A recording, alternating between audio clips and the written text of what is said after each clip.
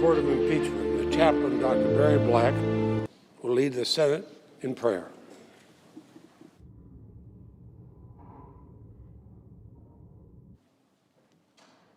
Let us pray.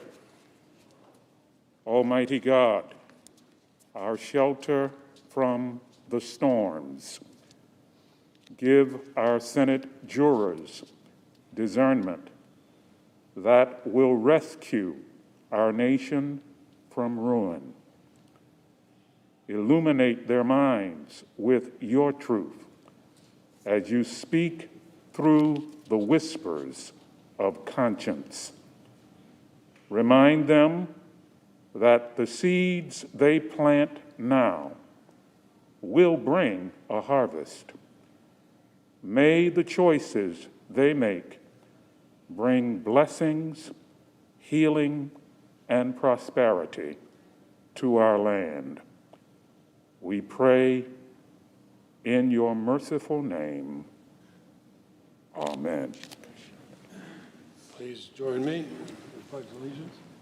I pledge allegiance To the flag of the United States of America and to the republic for which it stands, one nation under God, indivisible, with liberty and justice for all.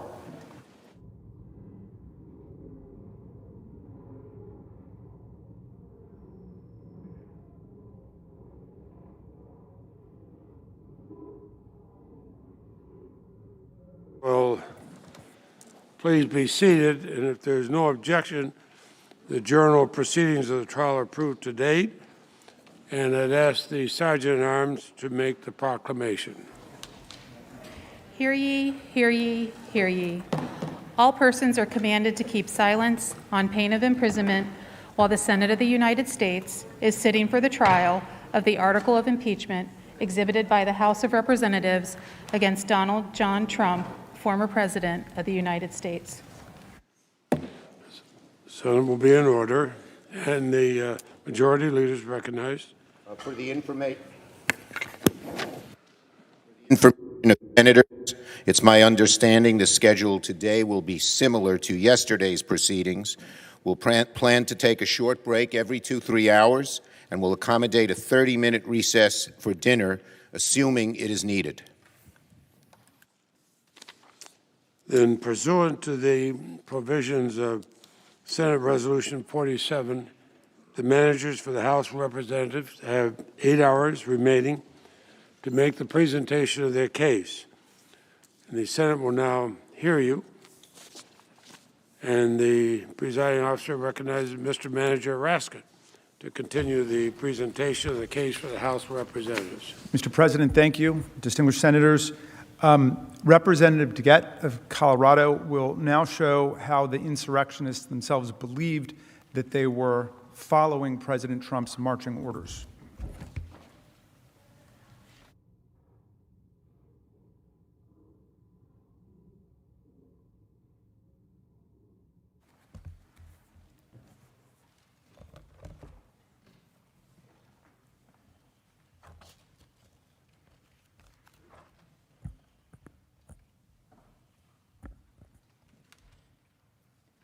My friends and colleagues, yesterday was an emotionally wrenching day.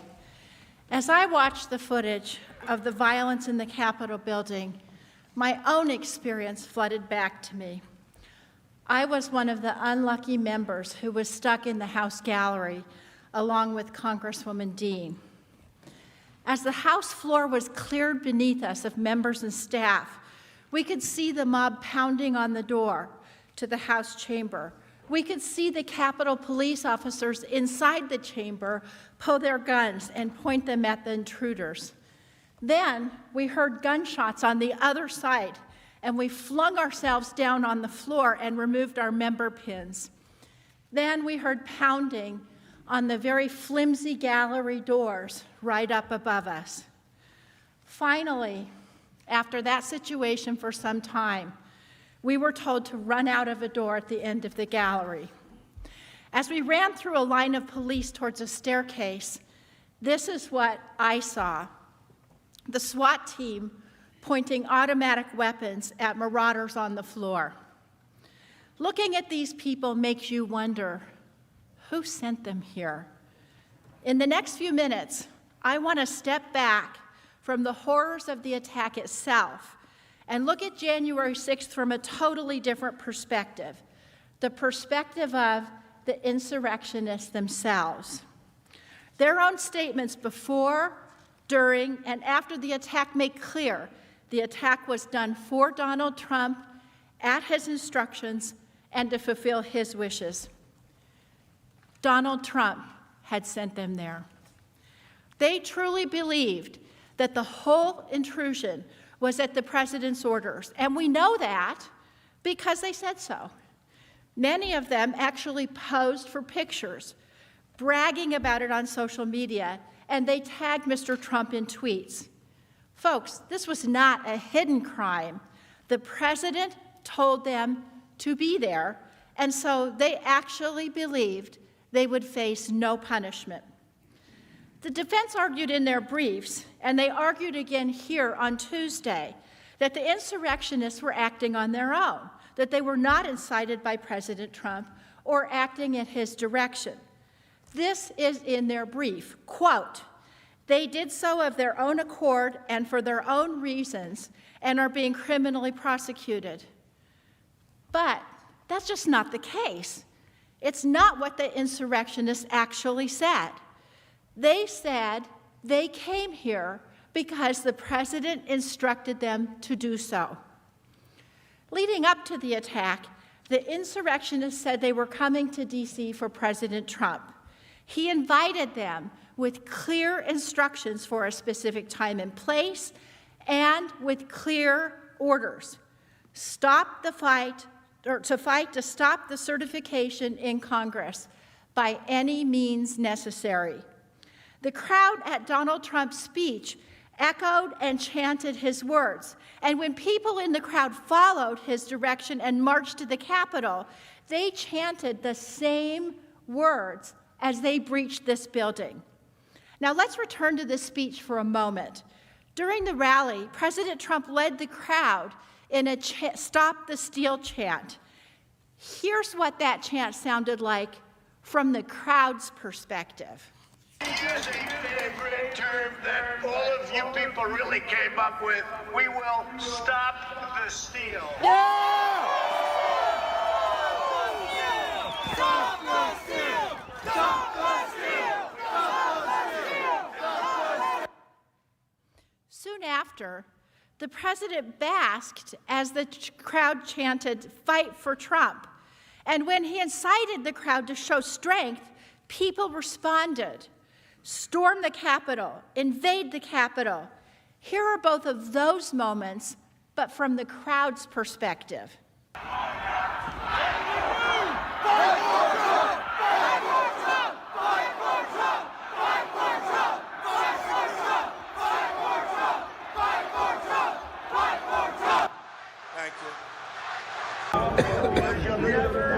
Take back our country with weakness. You have to show strength. Yes.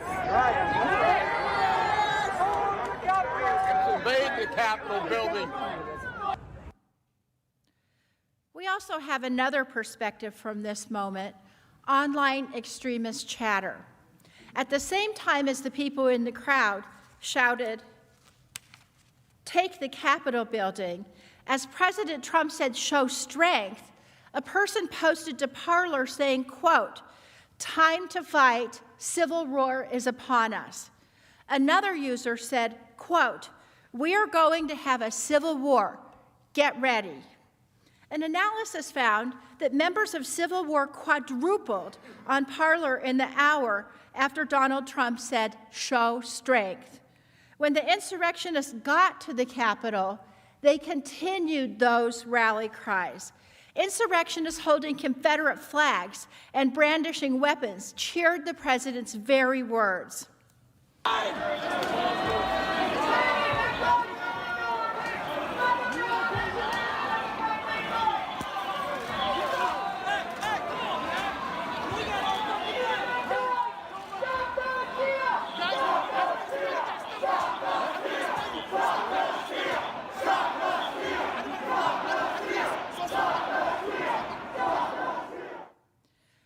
heard them chanting, "Stop the steal." And as the crowd chanted at the rally, the crowd at the Capitol made clear who they were doing this for. They also chanted, "Fight for Trump."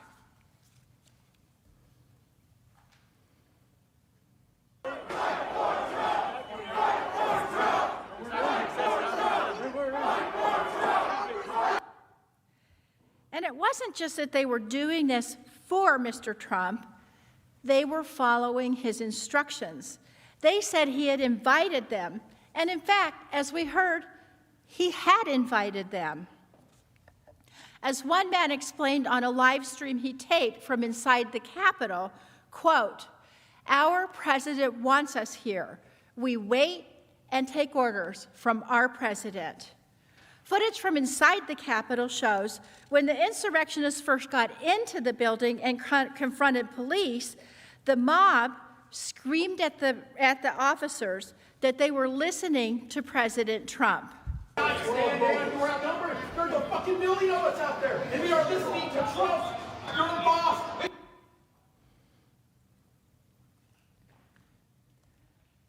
The insurrectionists argued with law enforcement that they shouldn't even be fighting them because they believed that the commander-in-chief was ordering this.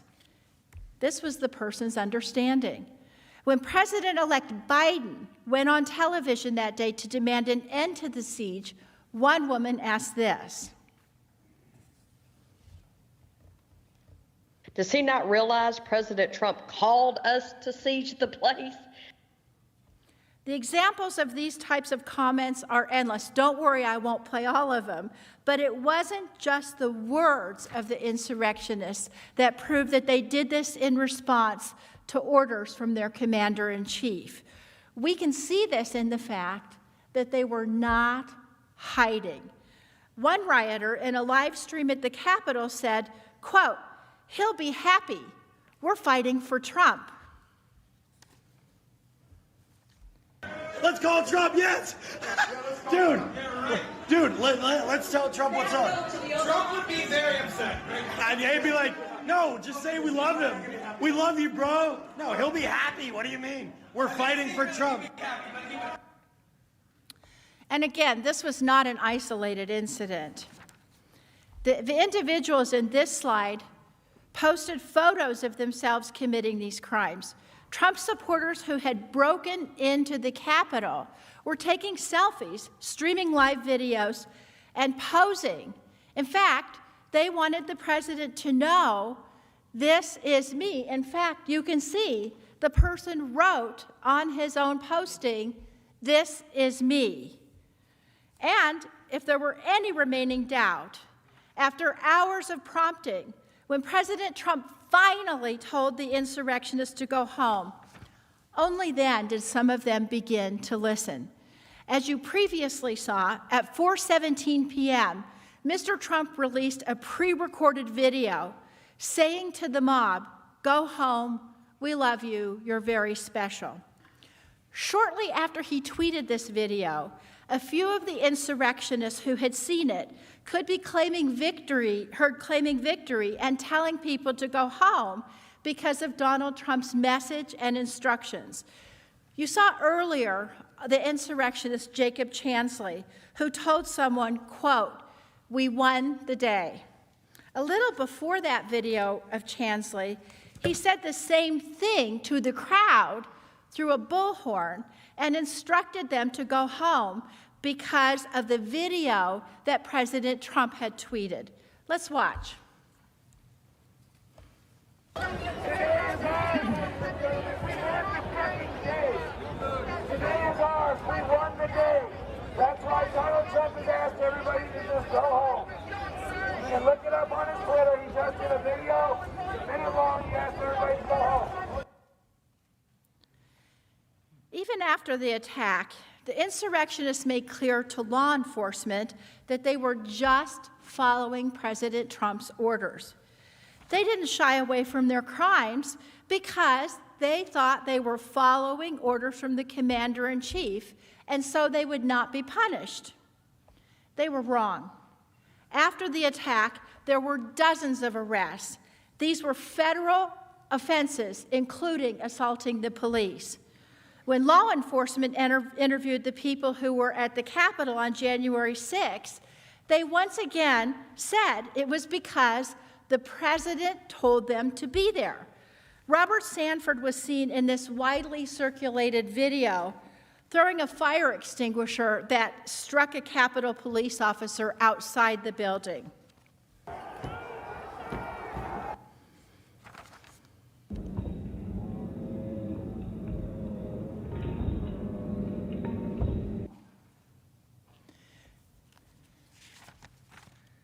A witness told the FBI that Sanford said he had traveled to Washington, D.C. on a bus with a group of people.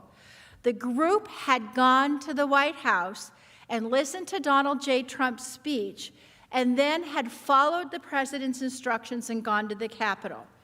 Folks, the insurrectionists didn't just make this up. As Sanford's lawyer explained, you're being told you've got to fight like hell.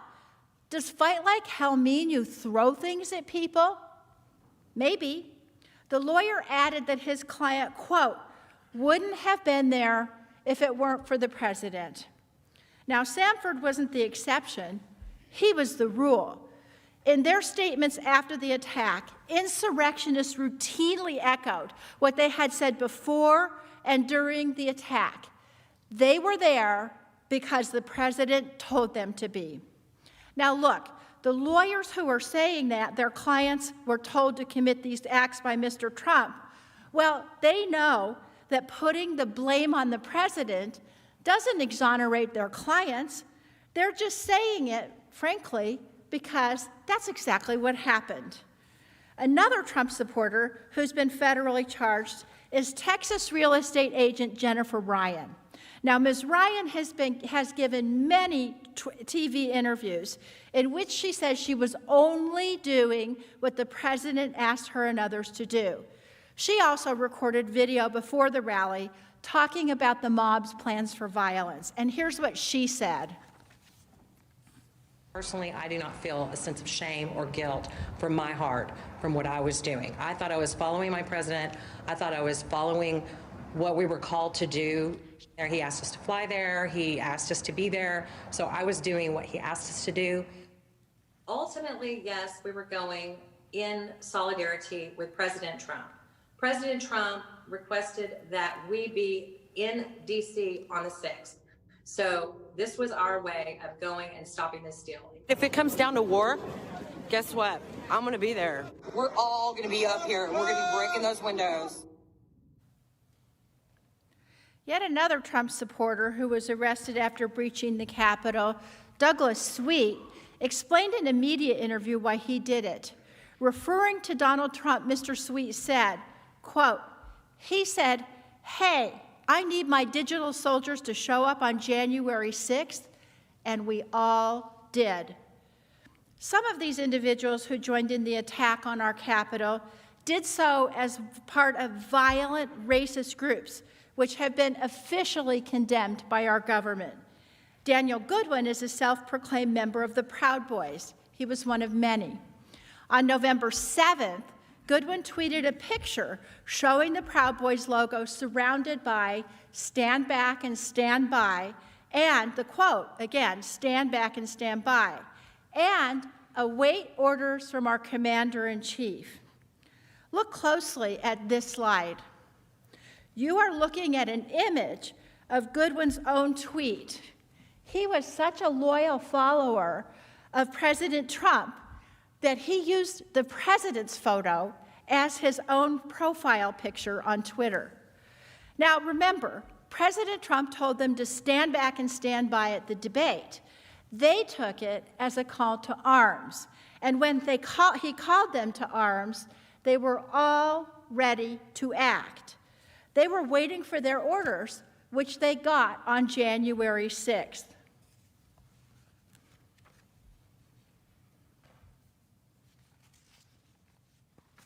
And Goodwin followed those orders. He stood ready as others broke into the windows at the Capitol and climbed inside. here he is on another of the insurrectionists' live stream in one of the first floor hallways of the building. When it became clear that Donald Trump was not going to save these folks from prosecution, when it became clear that the commander-in-chief had given false commands that went against this country, some of his supporters even expressed regret, and they said they felt duped. Here's Jacob Chansley again, who we saw in a video claiming victory after the president told the rioters to go home. Earlier in the afternoon, as you'll recall, Chansley carried a spear as he breached the Capitol, entered the Senate through the gallery, and went right here onto the Senate floor. Chansley left a threatening note for Vice President Pence right there on the Senate dais. It read, quote, "It's only a matter of time. Justice is coming." On January 7th, Chansley spoke to the FBI, and he said that he came as part of a group effort with other patriots from Arizona at the request of the president that all patriots come to D.C. on January 6, 2021. On January 14th, Chansley's lawyer gave an interview to Chris Cuomo in which he said that Chansley was there, quote, "at the invitation of our president, who said he would walk down Pennsylvania Avenue with him." In fact, Chansley's lawyer now says that Chansley felt duped by the president, and he regrets what the president brought him to do. This man who ran through our halls, who ran into this chamber, who sat right there on the dais, and who wrote a note for Vice President Pence that he was coming for him, he and those with him declared they would remove us from office if we went against Donald Trump. Now he's saying he would not have done any of that if Mr. Trump had told him not to. Chansley's not alone in his post-arrest confession that he was following the directions of Donald Trump.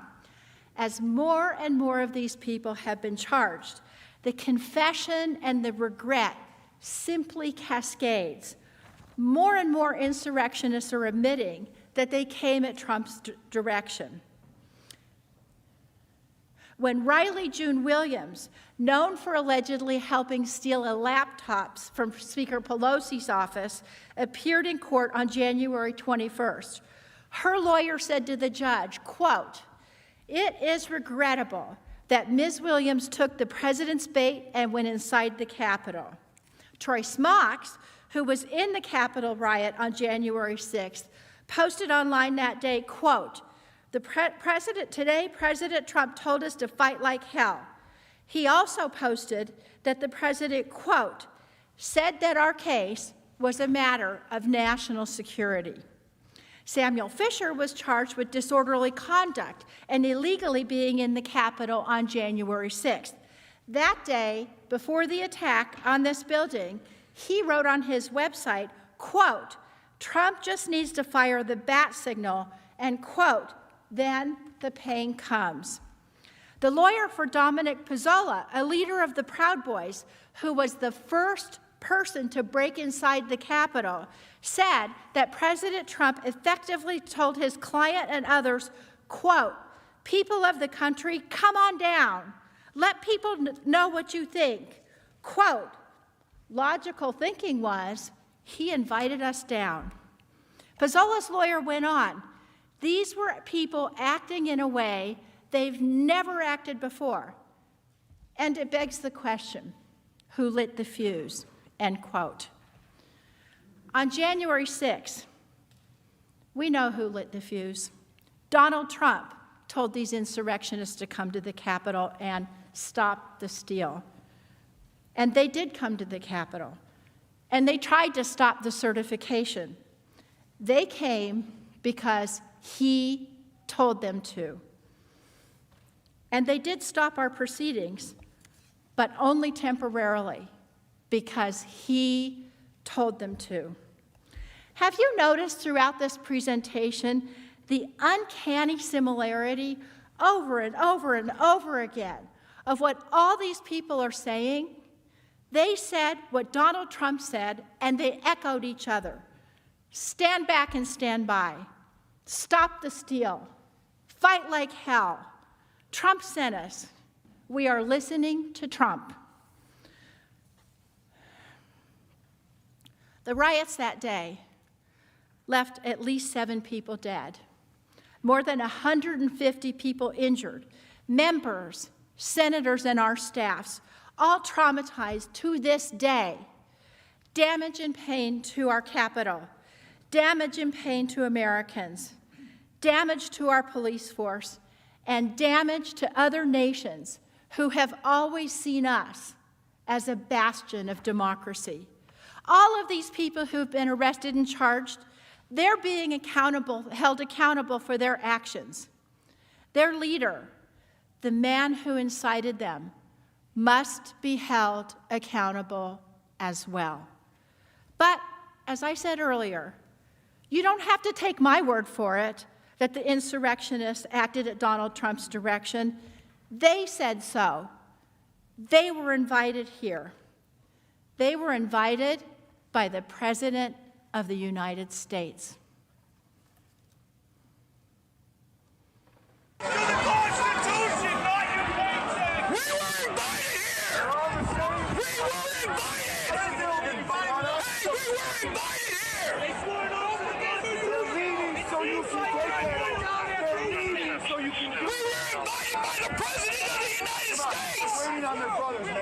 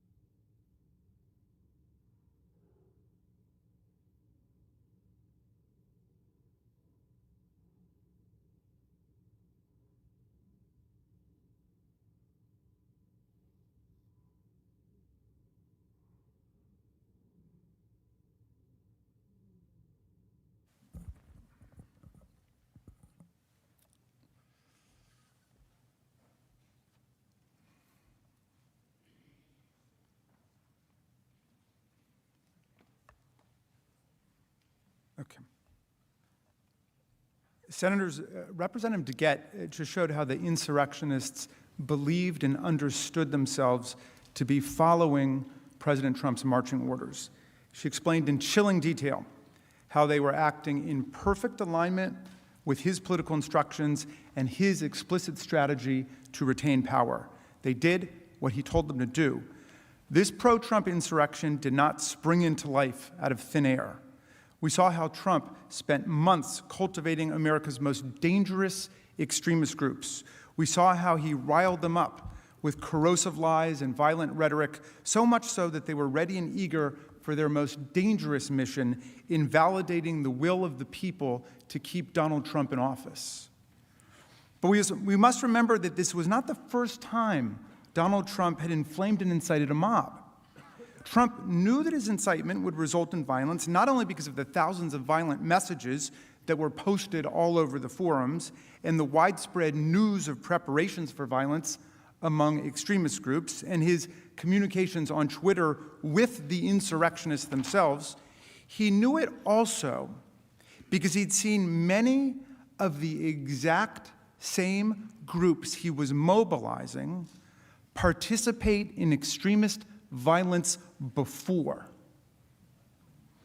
Moreover, he'd seen clearly how his own incitement to violence and praise after the violence took place galvanized, encouraged, and electrified these extremist followers.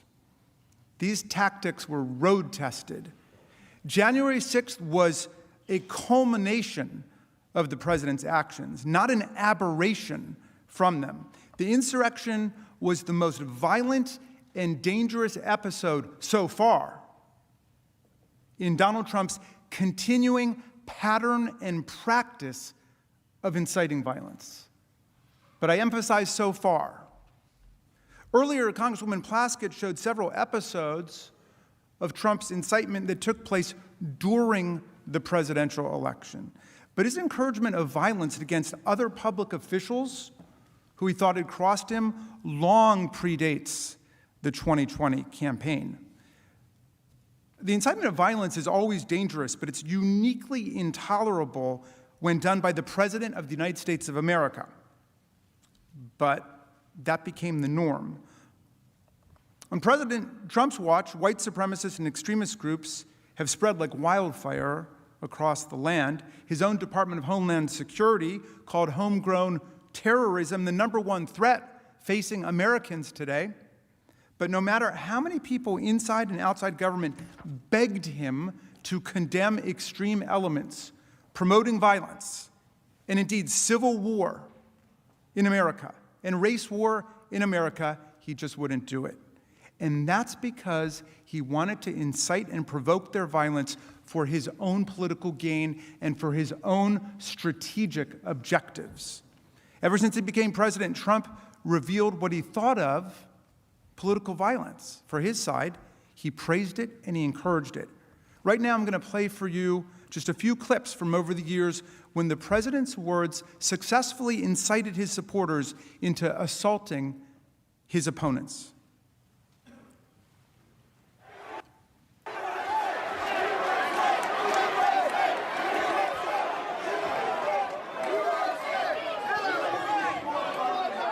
See, the first group, I was nice. Oh, take your time. The second group, I was pretty nice. The third group, I'll be a little more violent. And the fourth group, I'll say, get the hell out of here.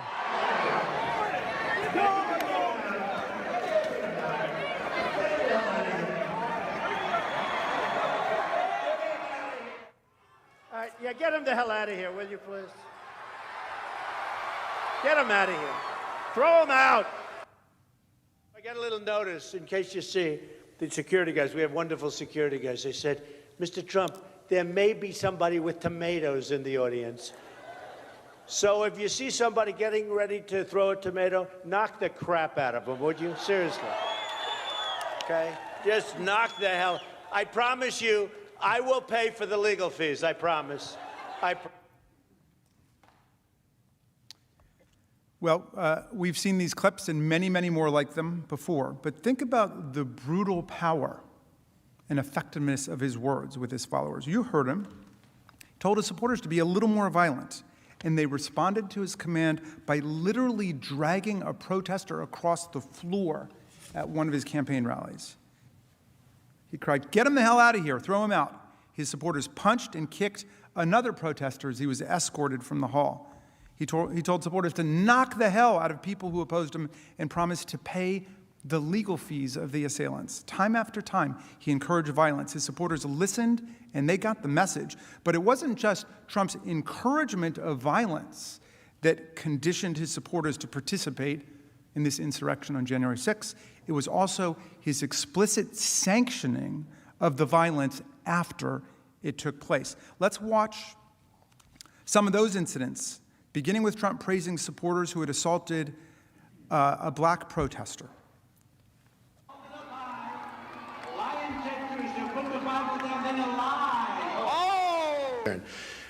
But we've had a couple that were really violent, and the particular one when I said, like to bang him. That was a very vicious, he was a guy who was swinging very loud and then started swinging at the audience. And you know what? The audience swung back. And I thought it was very, very appropriate. He was swinging, he was hitting people, and the audience hit back. And that's what we need a little bit more of. And we'll talk to you about that later. Yeah, but there's not going to be time. I'm just curious if you have the act speak right with now. Shane, please. But you don't. Sick and tired of you guys. The last guy that came here, you did the same thing. Get the hell out of here. Get the hell out of here. The last guy did the same thing. You were the guardian. Yes, and you just broke my glasses. The last guy did the same damn thing. You just body slammed me and broke my glasses. But Greg is smart. And by the way, never wrestle him. You understand that? Never. Any guy that can do a body slam, he's my kind.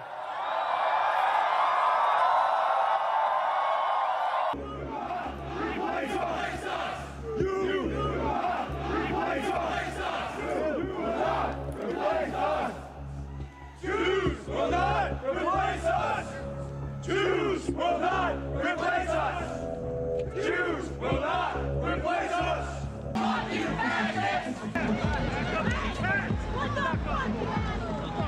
I'm not even saying we're non-violent. I'm saying that fucking we didn't aggress. We did not initiate force against anybody. We're not non-violent. We'll fucking kill these people if we have to.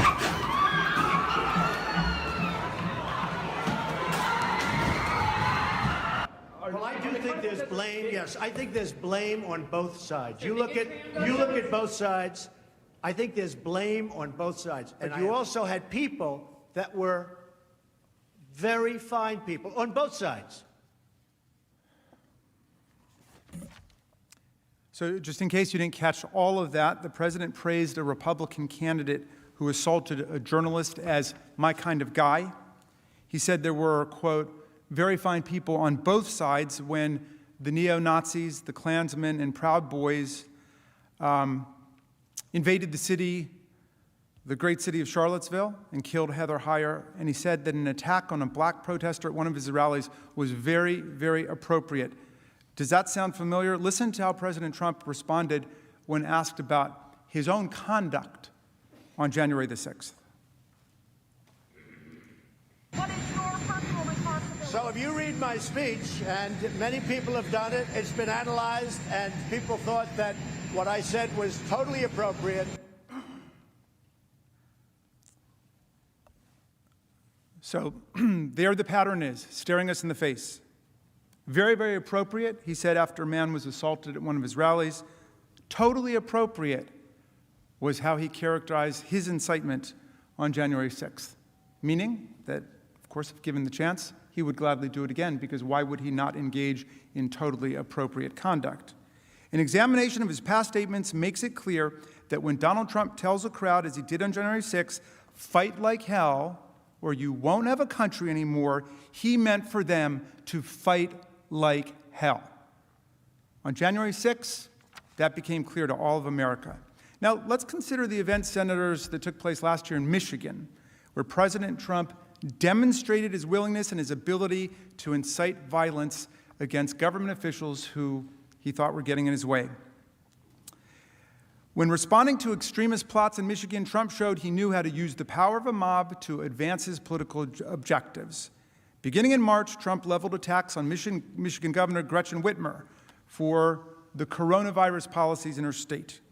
On March 17th, the day after Governor Whitmer pushed the federal government to better support the states on COVID-19, Trump criticized her handling of the pandemic, tweeting, "Failing Michigan governor must work harder and be much more proactive.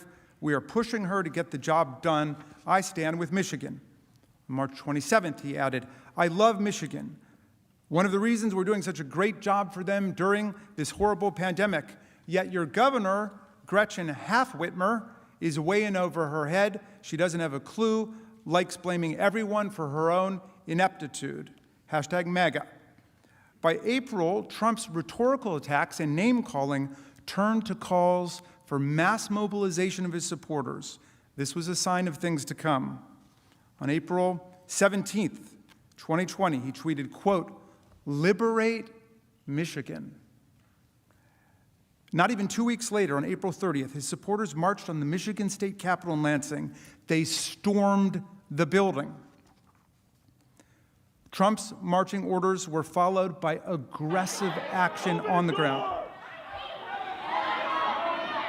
We have a right. Let us in. Let us in. Let us in. No more rainbows. No more. Heil Hitler. Heil Hitler. The winner. The winner. The winner. You policemen are all cowards. You betrayed us. The police have betrayed the people. Lock her up! Lock her up! Lock her up! Lock her up! Lock her up! As the video shows, these militant protesters showed up ready to take a violent stand. They came armed and tightly packed themselves into the building with no regard, of course, for social distancing. This Trump-inspired mob may indeed look familiar to you. Confederate battle flags, MAGA hats, weapons, camo army gear, just like the insurrectionists who showed up and invaded this chamber on January 6th. The siege of the Michigan State House was effectively a state-level dress rehearsal for the siege of the U.S. Capitol that Trump incited on January 6th. It was a preview of the coming insurrection. President Trump's response to these two events was strikingly similar. Following the armed siege in Lansing, President Trump refused to condemn the attacks on the Michigan Capitol or denounce the violent lawbreakers. Instead, he did just the opposite. He upheld the righteousness of his violent followers' cause, and he put pressure on the victim of the attack to listen to his supporters. The day after the mob attack in Lansing, Trump told Governor Whitmer to negotiate with the extremists, tweeting that the governor should just, quote, give a little to the violent men who had stormed the Capitol, threatening not only the stability of the Michigan government, but her own life. As you can see, he tweeted, the governor of Michigan should give a little and put out the fire. These are very good people, but they are angry. They want their lives back again safely. See them, talk to them, make a deal. The president says heavily armed extremists carrying Confederate battle flags and pushing past police to overtake the Michigan State House chamber are very good people and just negotiate with them. It's clear he doesn't think that they're at fault in any way at all. But April 30th wasn't the only time Trump supporters stormed the Michigan Capitol. Emboldened by his praise and his encouragement and support, they escalated again. Governor Whitmer refused to capitulate to the president's demand to negotiate with them. 2 weeks later, on May 14th, Trump's mob again stormed the state capitol. This time, as you can see here, one man brought a doll with a noose around the neck, foreshadowing the appearance of the large gallows erected outside of this building, downstairs from here on January 6th, as the crowd chanted, and I still can hear the words ringing in my ear, hang Mike Pence, hang Mike Pence, hang Mike Pence. Over the coming months, even after a crowd threatening Governor Whitmer stormed the Capitol, Trump continued to assail her in public. At a rally in Michigan on September 10th, Trump whipped up the crowd against Governor Whitmer, saying, quote, she doesn't have a clue about reopening her own state's economy. The crowd cheered. Then, on October 8th, the precise consequences of the president's incitement to violence were revealed to the whole world. Look at this. 13 men were arrested by the FBI for plotting to storm the Michigan State Capitol building, launch a civil war, kidnap Governor Whitmer, transport her to Wisconsin, and then try and execute her. This was an assassination conspiracy, a kidnapping conspiracy. Look at the language that they used. In the charging document, the FBI reported that one of the conspirators said he needed, quote, 200 men to storm the Capitol building and take political hostages, including the governor. The suspect called it a snatch and grab, man. Grab the effing governor. One of those men has already pled guilty to this conspiracy. The plot was well organized, just like the one that was coming on January the 6th. The men in Michigan even considered building Molotov cocktails to disarm police vehicles and attempted to construct their own IEDs, something that actually happened here on January 6th. Police authorities arrested extremists who had weapons and materials to build explosive devices, including one man found with an assault rifle and enough materials to make 11 Molotov cocktails. On September 17, 2020, one of the Michigan conspiracists posted, "When the time comes, there will be no need to strike fear through presence. The fear will be manifested through bullets."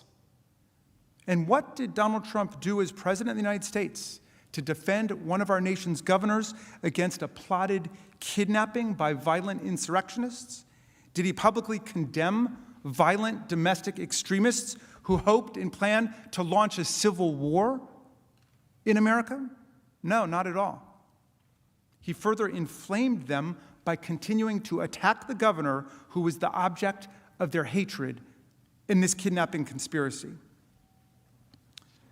The very night this conspiracy became public, and that Governor Whitmer learned that there were 13 men who were planning to kidnap and likely kill her, Trump did not condemn the violence. He did not criticize the extremists. He didn't even check on Governor Whitmer's safety. He chose to vilify Governor Whitmer again, and then amazingly took credit for foiling the plot against her, demanding her gratitude. And then he quickly, of course, changed the subject to Antifa. He tweeted, "Governor Whitmer has done a terrible job." He demanded that she thank him for the law enforcement operation that had foiled the kidnapping conspiracy that had been encouraged by his rhetoric. On October 17th, a little over a week after these people were arrested for preparing to kidnap Gretchen Whitmer, Trump riled up a boisterous crowd in Muskegon with more slashing personal attacks on Whitmer, driving the crowd to chant, "Lock her up, lock her up." He had now seen that some of his followers were prepared to engage in criminal violence with orchestrated attacks, deadly weapons, and willing bodies to storm a state capitol building and to attack his perceived political enemies. And so as the crowd chanted, "Lock her up," he pivoted to his next goal. He told them they couldn't trust the governor to administer fair elections in Michigan. He used a crowd that he knew would readily engage in violence to prepare his followers for his next and, of course, his paramount political objective, claiming the election was stolen and inciting insurrectionary action.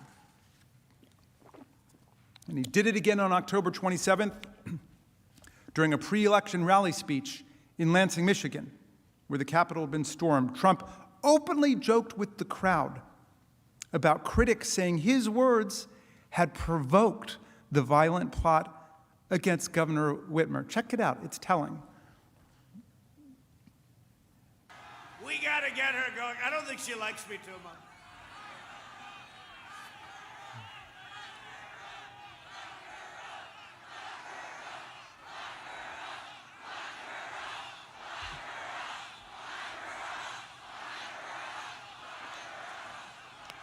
See, I don't comment on that, because every time if I make just even a little bit of a nod, they say, the president led them on. No, I don't have to lead you on. Even a little nod, they say, the president said, your governor, at the urging of her husband, who has abused our system very badly, the only man allowed in the state of Michigan, the only man allowed to go sailing is her husband. No, your governor, I don't think she likes me too much.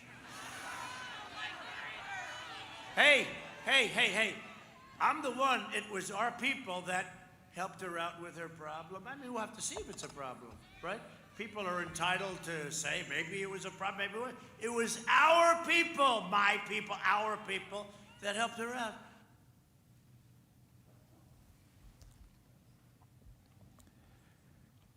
So President Trump offered them a little winking inside joke about his constant incitement of the mob.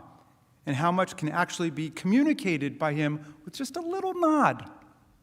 Just a little nod. He presided over another pounding, rhythmic rendition of his trademark chant, "Lock her up, lock her up." Then, referring to the FBI's foiling of the kidnapping conspiracy, which was deadly serious, he said that he helped her out with the problem. Maybe it was a problem, maybe it wasn't. We'll have to see. Maybe it was a problem, maybe it wasn't. The President of the United States of America. He could not bring himself to publicly oppose a kidnapping and potential assassination conspiracy plot against a sitting governor of one of our 50 states. Trump knew exactly what he was doing in inciting the January 6th mob. Exactly. He had just seen how easily his words and actions inspired violence in Michigan. He sent a clear message to his supporters. He encouraged planning and conspiracies to take over Capitol buildings and threaten public officials who refused to bow down to his political will. Is there any chance Donald Trump was surprised by the results of his own incitement? Let's do what Tom Paine told us to do. Use our common sense. The sense we have in common as citizens. If we don't draw the line here, what's next? What makes you think the nightmare with Donald Trump and his lawmaking and violent mobs is over? If we let him get away with it, and then it comes to your state capitol, or it comes back here again, what are we going to say? These prior acts of incitement cast a harsh light on Trump's obvious intent, his unavoidable knowledge of the consequences of his incitement, the unavoidable knowledge of the consequences of his incitement, and the clear foreseeability of the violent harm that he unleashed on our people and our republic. January 6th was not some unexpected radical break from his normal law-abiding and peaceful disposition. This was his state of mind. This was his essential MO.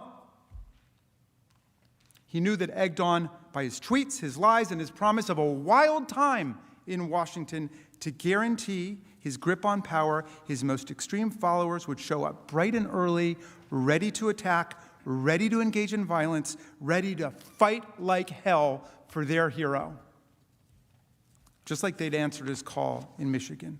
President Trump has said over and over his supporters are loyal. In his own words, his supporters are the most loyal that we've seen in our country's history.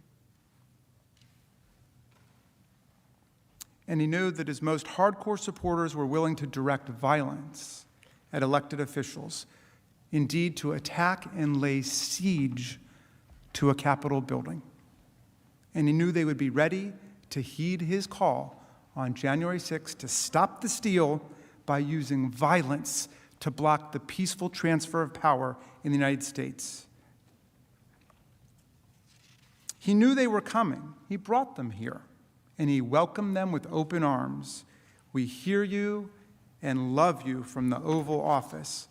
My dear colleagues, is there any political leader in this room who believes that if he is ever allowed by the Senate to get back into the Oval Office, Donald Trump would stop inciting violence to get his way?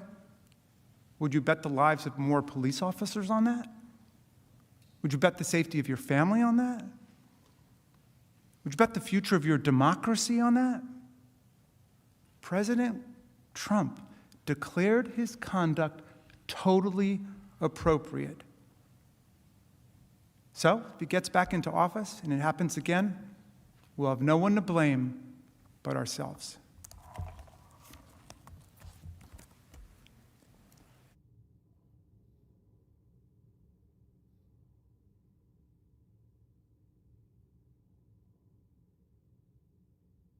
Mr. Liu will return now to tell you about President Trump's total lack of remorse after the insurrection.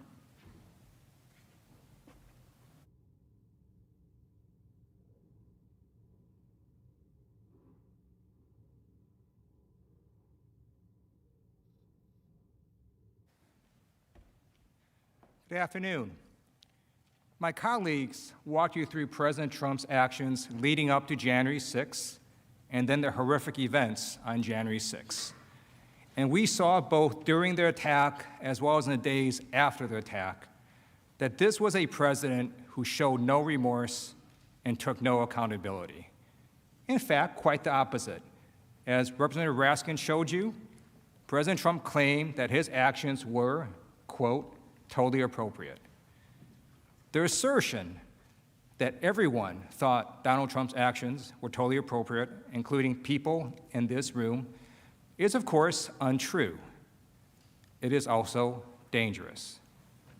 And that's why members of Congress and U.S. senators, former and current administration officials, state and local officials, all unequivocally confirmed what we witnessed with our own eyes, that Donald Trump's conduct was wrong, it was destructive, dishonorable, and un-American. President Trump's lack of remorse and refusal to take accountability during the attack shows his state of mind. It shows that he intended the events of January 6th to happen, and when it did, he delighted in it. President Trump's lack of remorse and refusal to take accountability after the attack poses its own unique and continuing danger. It sends the message that it is acceptable to incite a violent insurrection to overthrow the will of the people, and that a president of the United States can do that and get away with it. That is why we have to hold President Trump accountable, to send the message that it is never patriotic to incite a violent attack against our nation's capital, and that future presidents will know that they cannot follow in Donald Trump's footsteps and get away with it. So let's start with the day of the attack. On Insurrection Day, January 6th, President Trump did not once condemn the attack, not even once. Even when he finally asked the violent extremists to go home, which was 3 hours after the attack began, he sends this video, and he ends it with, "You're very special. We love you." That was his message to people who perpetrated this violent, gruesome attack. We love you. And then 2 hours later, he tweets, "Remember this day forever." This is not a man who showed remorse. But it's worse than that. After that tweet, it took him another full day to even condemn the attack itself. The very next day, President Trump was eerily silent. And then at 7:01 p.m., he releases a pre-recorded video. And there, President Trump, for the first time, nearly 30 hours after the attack began, acknowledges and condemns the violence and mayhem that occurred. He said the demonstrators defiled the seed of American democracy. He said that these demonstrators didn't represent this country, and if they broke the law, they would pay. But even in that video, he says more lies. He says in that very same video that he immediately deployed the National Guard. That, again, is not true. The National Guard was not deployed until over 2 hours after the attack began, at around 3 p.m. Because of this late deployment, the National Guard did not arrive until after 5 p.m.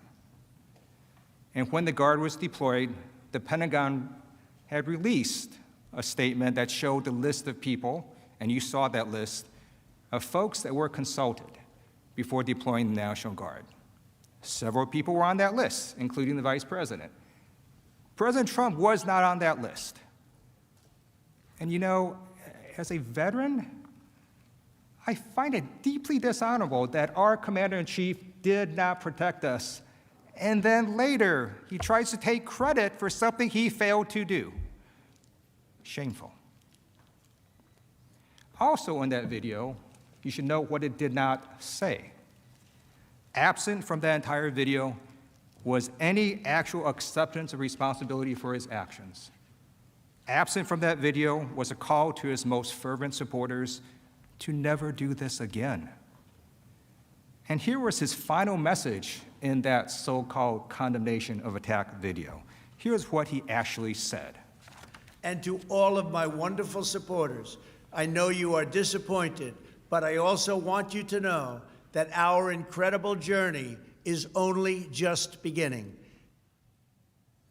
President Trump not only failed to show remorse or take accountability, he made clear he is just beginning. For days, he did not address the nation after this attack. We needed our commander-in-chief to lead, to unite a grieving country, to comfort us. But what did President Trump do? Nothing. Silence. We're all aware that a violent mob murdered a police officer.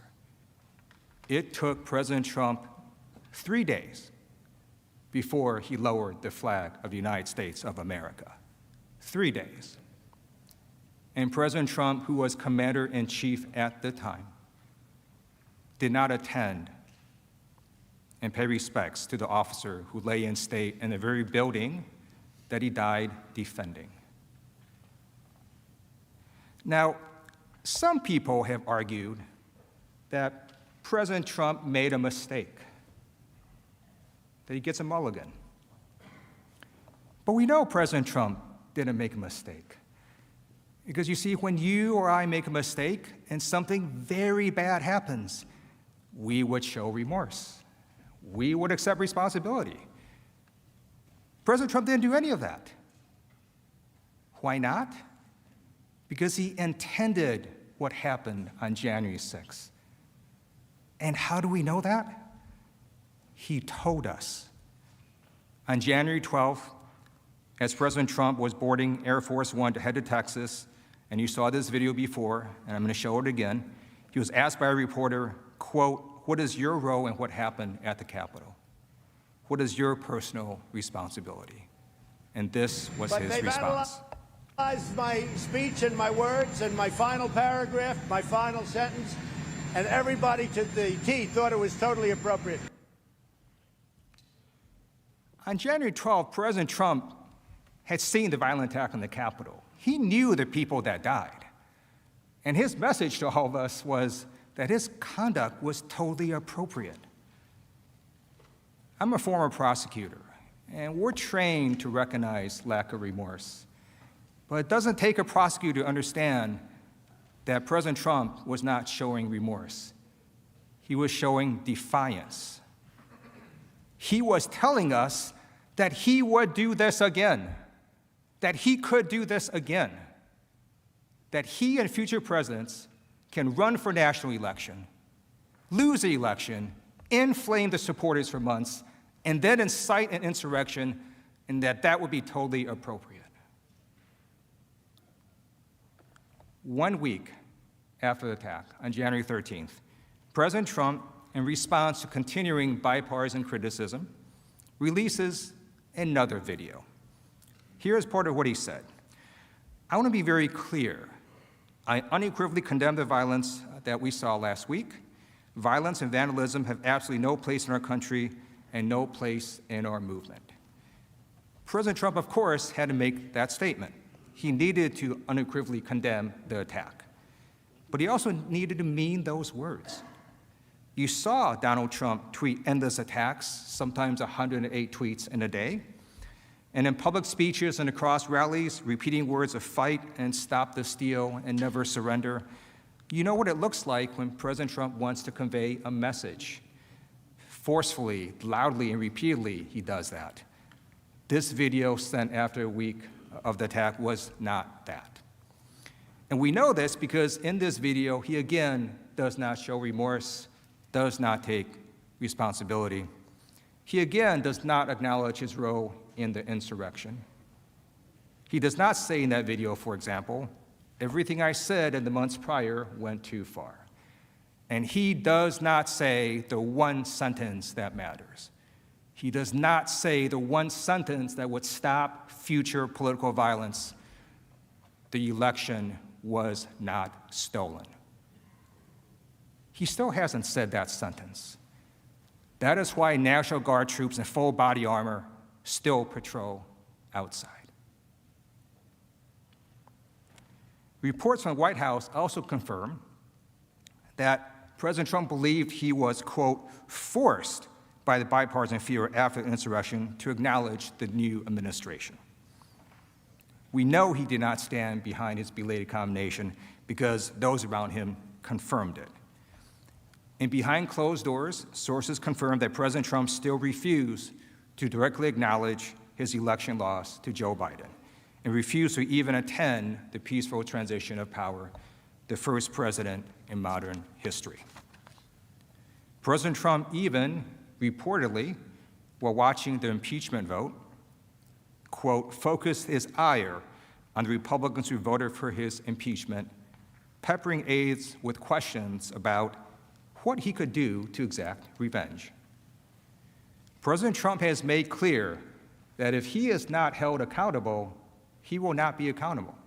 He will not stop. Now, President Trump would have his base and the world believe that his conduct was totally appropriate. It is important to impeach that falsehood, to make clear to his supporters and everyone watching that what Donald Trump did was not acceptable. In fact, quite the opposite. People in his own party, state officials, former officials, current officials, members of Congress, have all unambiguously and passionately said that what Donald Trump did was, quote, disgraceful, shameful, and they've called his behavior existential and wrong. And they said that his actions gave rise to one of the darkest chapters in United States history. Let's hear what some of these officials had to say. Here are Governors Spencer Cox, Charlie Baker, Mike DeWine, Larry Hogan, and Phil Scott. People have to be held accountable, and yes, that includes the president. It's important to remember that they were the culmination of months of President Trump repeating over and over again that the American electoral system is a fraud. After he stoked the flames of outrage for weeks leading up to the events of yesterday, he refused to adequately prepare the U.S. Capitol for the possibility of violence and left it nearly defenseless. His remarks during and after the travesty of the attack on the Capitol were disgraceful. President Trump's continued refusal to accept the election results without producing credible evidence of a rigged election has started a fire that has threatened to burn down our democracy. This incendiary speech yesterday, when he gave preceding the march that he gave to the protesters, served only to fan those flames. I proudly stood by my father's side at age 12 on the floor of the House chamber as we both took the oath of office, an oath to support and defend the Constitution of the United States. It's clear to me that President Trump has abandoned this sacred oath. Seeing our Capitol, a symbol of democracy around the world, stormed by an angry mob was heartbreaking. And let me be clear, these actions were not patriotic, and these people are not patriots. The fact that these flames of hate and insurrection were lit by the President of the United States will be remembered as one of the darkest chapters in our nation's history. One of the darkest chapters in our nation's history. Former members of the Trump administration, long-standing Republicans, also made clear that President Trump incited this insurrection and it went against our democracy. The president's former Secretary of Defense, James Mattis, declared that today's violent assault on our Capitol, an effort to subjugate American democracy by mob rule, was fomented by Mr. Trump. Former White House Chief of Staff John Kelly also spoke on this as well, and I'd like to play an audio clip of what he said. What happened on Capitol Hill yesterday is a direct result of his poisoning the minds of people with the lies and the frauds. If you couldn't hear that, what John Coley said about President Trump was that what happened on Capitol Hill was a direct result of him poisoning the minds of people with their lies and their fraud. Former Speaker of the House, John Boehner, declared that, quote, "The invasion of our Capitol by a mob, incited by lies from some entrusted with power, is a disgrace to all who sacrificed to build our republic."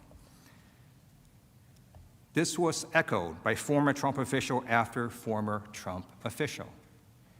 Here is what former National Security Advisors John Bolton and H.R. McMaster, former White House Communications Director Alyssa Farah, and former Chief of Staff Mick Mulvaney said. Let me just ask you, do you think President Trump has blood on his hands?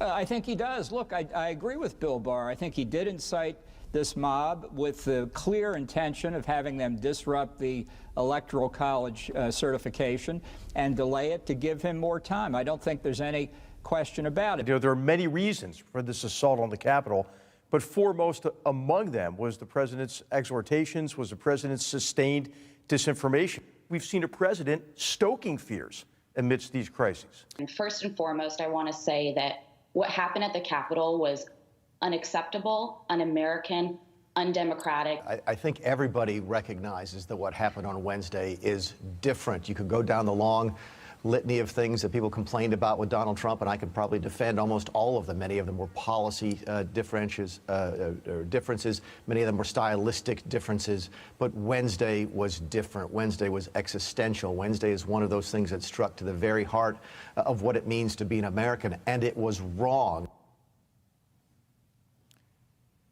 Mick Mulvaney, President Trump's former chief of staff, is clearly saying what we all felt, that January 6th was different. It was existential. It was wrong. It was un-American. And this sentiment was echoed not just from people outside the administration, but from people inside the Trump administration. Perhaps most telling was the flood of resignations from people inside President Trump's administration with firsthand access to President Trump. His own officials felt so betrayed by his conduct that numerous officials resigned in protest days before the end of President Trump's term. 16 officials resigned in protest. 16. They all took this dramatic action of resigning because they saw the clear link between President Trump's conduct and the violent insurrection. Here are some of what they said. Secretary DeVos, who was in administration the entire term, told President Trump in her resignation letter that, quote, "There's no mistaking the impact your rhetoric had on the situation, and it is an inflection point for me." Secretary Chow, who was in administration their entire term, explained, "Yesterday, our country experienced a traumatic and entirely avoidable event as supporters of the president stormed the Capitol building following a rally he addressed. As I'm sure is the case with many of you, it has deeply troubled me in a way I simply cannot set aside." Deputy Costello told his associates the attack was his, quote, breaking point, and he hoped, quote, a wake-up call. These rebukes and resignations from President Trump's own administration make clear that President Trump's conduct was anything but totally appropriate. They also remind us that this can and must be a wake-up call. As Representative Fred Upton so eloquently put it, President Trump expressed no regrets for last week's violent insurrection at the U.S. Capitol. This sends exactly the wrong signal to those of us who support the very core of our democratic principles and took a solemn oath to the Constitution. It is time to say, enough is enough. Now, no one is saying here that President Trump cannot contest the election. Of course he can. But what President Trump did, as his former chief of staff explained, was different. It was dishonorable, it was un-American, and it resulted in fatalities. President Trump spent months inflaming his supporters, spread lies to incite a violent attack on the Capitol, on our law enforcement, and on all of us. And then he lied again to his base to tell them that this was all okay, that this was all acceptable. And that is why President Trump is so dangerous. Because he would have all of us, all Americans, believe that any president who comes after him can do exactly the same thing. That's why lack of remorse is an important factor in impeachment. Because impeachment, conviction, and disqualification is not just about the past, it's about the future. It's making sure that no future official, no future president does the same exact thing President Trump does. President Trump's lack of remorse shows that he will undoubtedly cause future harm if allowed, because he still refuses to account for his previous high grave crime against our government. You know, I'm not afraid of Donald Trump running again in 4 years. I'm afraid he's going to run again and lose, because he can do this again. We're in an unusual situation, because despite President Trump's claim that everyone thinks what he did was fine, so many have come out and spoken so strongly and passionately about what happened here. I'd like to highlight a statement by Representative Anthony Gonzalez. He said, "The Vice President and both chambers of Congress had their lives put in grave danger as a result of the President's actions and the events leading up to and on January 6th. During the attack itself, the President abandoned his post while many members asked for help, thus further endangering all present. These are fundamental threats not just to people's lives, but to the very foundation of our republic." And now I'd like to show what members of Congress said leading up to the most bipartisan impeachment vote in U.S. history. Because I do want everyone watching, especially President Trump's supporters, to see firsthand what I believe we all feel, that what President Trump did was not appropriate, that it was not American, and that it absolutely cannot stand. What he has done and what he has caused here is something that we've never seen before in our history. All indications are that the president has become unmoored, not just from his duty, nor even his oath, but from reality itself. The president's role in this insurrection is undeniable, both on social media ahead of January 6th and in his speech that day. He deliberately promoted baseless theories, creating a combustible environment of misinformation and division. To allow the President of the United States to incite this attack without consequences is a direct threat to the future of this democracy. After this trial, I hope you will come together and cast your vote and make absolutely clear how we as a Congress and as a nation feel about what Donald Trump did by convicting him, and to prevent this from being only the beginning, as President Trump said, and to deter future presidents who do not like the outcome of a national election from believing they can follow in President Trump's footsteps. It is what our Constitution requires. It is what our country deserves.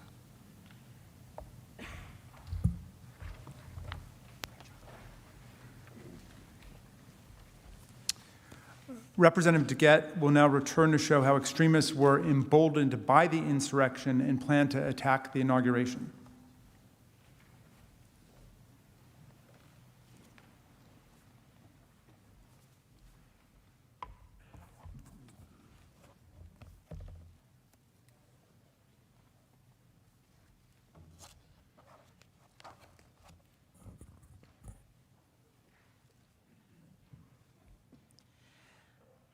My colleagues have showed you the overwhelming evidence of how President Trump's conduct assembled, incited, and inflame the mob. We showed how and why this attack, this violence, was not only foreseeable, but preventable. We showed that President Trump knew his conduct could and would result in violence, and that when the attack occurred, he did not fulfill his duty as commander-in-chief and defend us. Instead, he was delighted. Donald Trump incited a violent insurrection, and he failed to defend our nation, our Capitol, this Congress, and our law enforcement from the attack he incited. Now I want to turn to the impact, the long-term harm of this conduct. My colleagues and I will walk through the breadth and gravity of this harm. I'd like to start with the effect President Trump's conduct had on our domestic security. We saw firsthand how Donald Trump's conduct emboldened and escalated domestic violence extremists. These folks are known in the law enforcement community as DVEs. These threats were and are made worse by President Trump's refusal to take accountability and his refusal to forcibly denounce what his own FBI identified as some of the most dangerous elements of our country. Even as the attack was underway, he tweeted words of support to his violent supporters. And then, in the aftermath on January 7th, President Trump made it clear this was only the beginning. And to all of my wonderful supporters, I know you are disappointed, but I also want you to know that our incredible journey is only just beginning. And he was right. Unless we take action, the violence is only just beginning. In the aftermath of the attack, we saw a huge rise in threats from domestic violent extremists, including specific threats to the inauguration in D.C. and also to all 50 state capitals. Our intelligence agencies confirmed that in addition to these specific threats, President Trump's conduct emboldened the very same violent groups who initiated the attack and sparked new violent coalitions. These groups believe that they're following his orders. They believe that their acts of insurrection and violence are patriotic. Violence is never patriotic, and it's never American. It's not the Democratic way, and it's not the Republican way. After the attack, the nation's top defense and law enforcement agencies reported an increase in credible threats to the inauguration from Donald Trump's supporters. On January 13, 2021, a joint intelligence bulletin issued by the Department of Homeland Security, the FBI, and the National Counterterrorism Center found, quote, since the 6th January event, violent online rhetoric regarding the 20 January presidential inauguration has increased, with some calling for unspecified, quote, justice for the 6th January fatal shooting by law enforcement of a participant who had illegally entered the Capitol building, and another posting that, quote, many armed individuals would return on 19 January. The agencies also made clear why these threats were escalating, especially regarding the inauguration. The report explained that a primary motivating factor was, quote, the shared false narrative of a stolen election and opposition to the change in control of the executive and legislative branches of the federal government may lead some individuals to adopt the belief that there is no political solution to address their grievances and that violent action is necessary. In other words, President Trump's spreading of inflammatory disinformation about the election incited the insurrection on January 6th and may lead to further violence. Online, just as they did prior to the January 6th attack, Trump supporters took to the internet to organize and document their desire and plans for future violence at President Biden's inauguration. And indeed, in the days shortly after the attack, several posters on extremist social media websites made further plans for violence. They posted, quote, "Many of us will return on January 19, 2021, carrying our weapons in support of our nation's resolve, to which the world will never forget. We will come in numbers no standing army or police agency can match." Quote, "We took the building once and we can take it again." Other users, eager to participate in additional attacks, confirmed that they were waiting on President Trump's instructions about what to do next. Referring to a future planned attack, a user on the online platform known as Gab posted, quote, "I'd like to come do this, but want to know, does our president want us there? Awaiting instructions." In fact, in the days leading up to the inauguration, multiple individuals, many potentially in an attempt to carry out the plots that I just previewed, were arrested in Washington, D.C., including on serious weapons charges.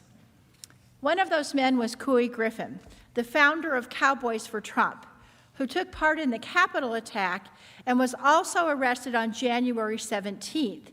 Here's what he said about his plans for violence. You know, you want to say that that was a mob? You want to say that was a violence? No, sir. No, ma'am.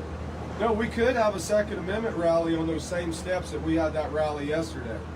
You know, and if we do, then it's going to be a sad day because there's going to be blood running out of that building. But at the end of the day, you mark my word, we will plant our flag on the desk of Nancy Pelosi and Chuck Schumer.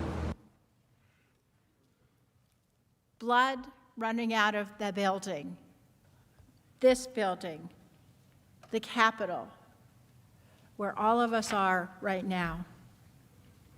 Now, the name Couy Griffin may sound familiar because he previously faced controversy for a May 2020 video where he said, quote, "The only good Democrat is a dead Democrat."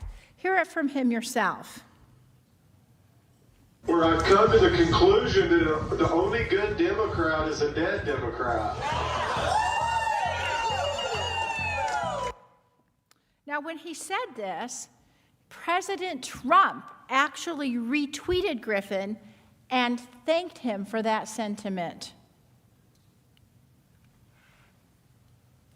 When Donald Trump retweeted this, he was no stranger to Griffin. In fact, in March 2019, over a year earlier, Griffin and Trump had spoken on the phone for nearly 30 minutes.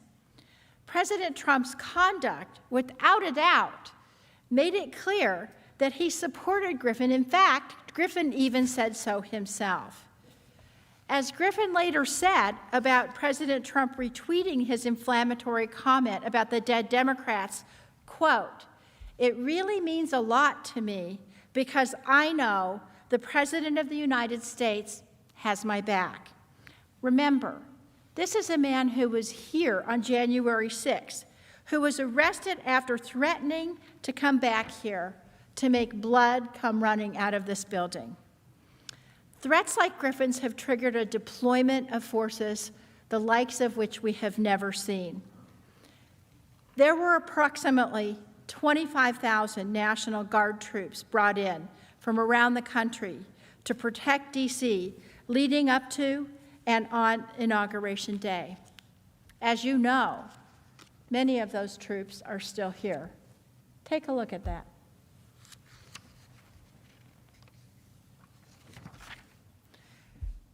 These were scenes that played out all over the country.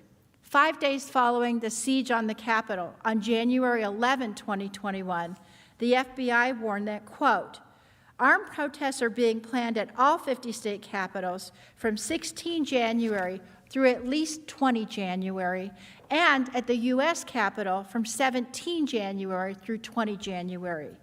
As a result, at least 21 states activated their National Guards in preparation for potential attacks. President Trump's incitement has reverberated around the country, prompting massive law enforcement mobilization in several state capitals, including Washington, Illinois, Michigan, and Georgia. Look at these photos. This is what Donald Trump has done to America. This massive deployment of law enforcement has cost the taxpayers dearly. The National Guard deployment to D.C. alone is expected to cost at least $480 million. The bills are already also racking up in the states. North Carolina, South Carolina, Pennsylvania, Utah, and Wisconsin have each spent about $500,000 to safeguard their capitals in the run-up to the inauguration. Ohio spent $1.2 million over the same two-week period. And remember, this is at a time when state budgets are already suffering under the weight of the pandemic. Our brave service members showed up. Thanks to their dedication and their vigilance, the inauguration and the days leading up to it mercifully proceeded without incident. In fact, after news broke of law enforcement's preparedness for further attacks, leaders of the Proud Boys, the Three Percenters militia, the organizers of the Million MAGA March, they all now told their followers to avoid protests up to or leading up to the inauguration for fear that law enforcement would crush them and arrest rioters who showed up. Thank God there wasn't an insurrection sequel here on January 20th. But look at the price we've paid. The price that we're still paying. It's not just dollars and cents. This capital has become a fortress, as state capitals have all across the country. Our constituents no longer have access to the elected representatives. Every Democrat and Republican, including people who came here on January 6th peacefully, is paying the price. And it's not just a loss of access. It's a dimming of their freedom. It's a dimming of all of our freedom. We must uphold our oaths, as the tens of thousands of law enforcement officers have done in the wake of January 6th. Because if we do not, President Trump's mob stands ready for more attacks. Now, this should be no surprise. Having a commander-in-chief who incites violence has given life to the existing violent groups he spent years cultivating and has inspired new coalitions among extremist groups who actually view January as a success. According to the FBI, President Trump's assemblage of his mob was particularly dangerous because, quote, in-person engagement between DVEs of differing ideological goals during the Capitol breach likely served to foster connections which may increase DVE's willingness, capability, and motivation to attack and undermine a government they view as illegitimate. In other words, they all got to talking to each other. This bulletin by our own Intelligence Committee was also confirmed by concrete evidence. Rioters celebrated their roles in the January 6th attack on social media. They boasted about their success in breaching the Capitol and forcing members of Congress and the Vice President to evacuate.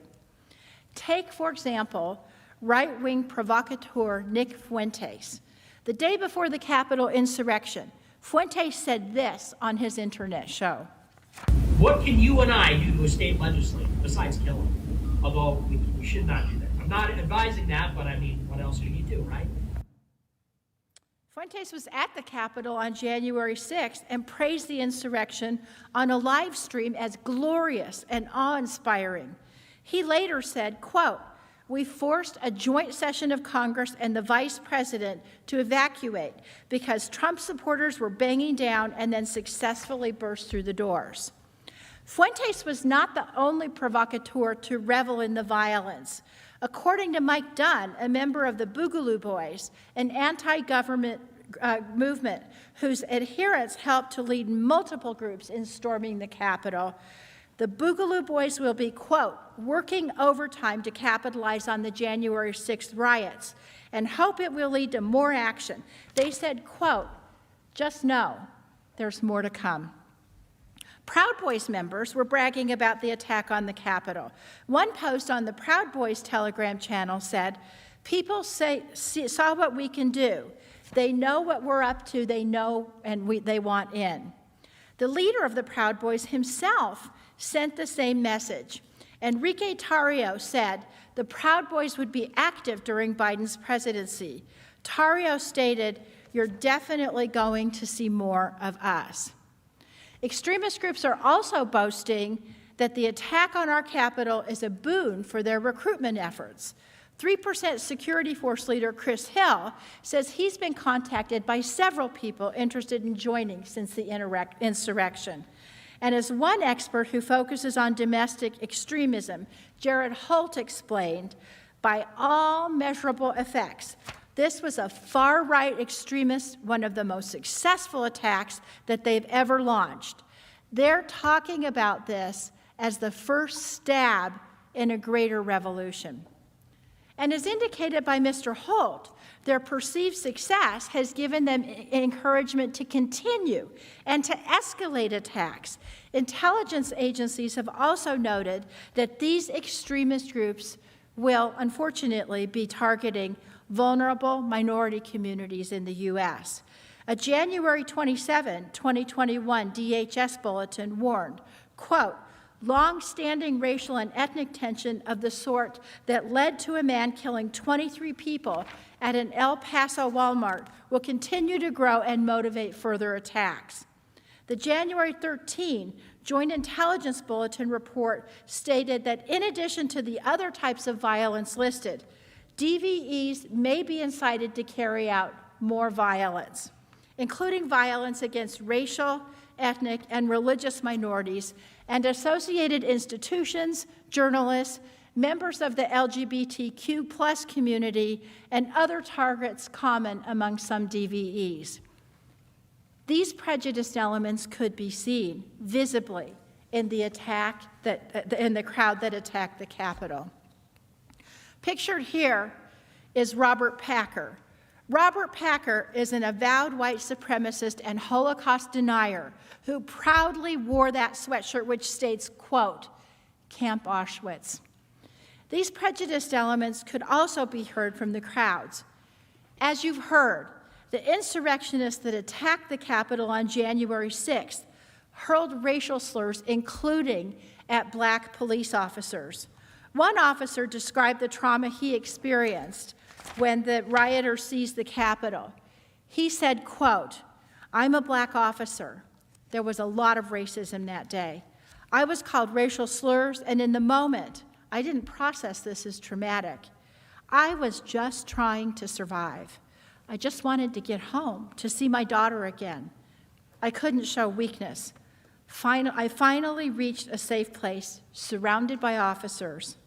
I was able to cry, to let it out, to attempt to process it. These extremist groups were emboldened because President Trump told them repeatedly that their insurrectionist activities were the pinnacle of patriotism.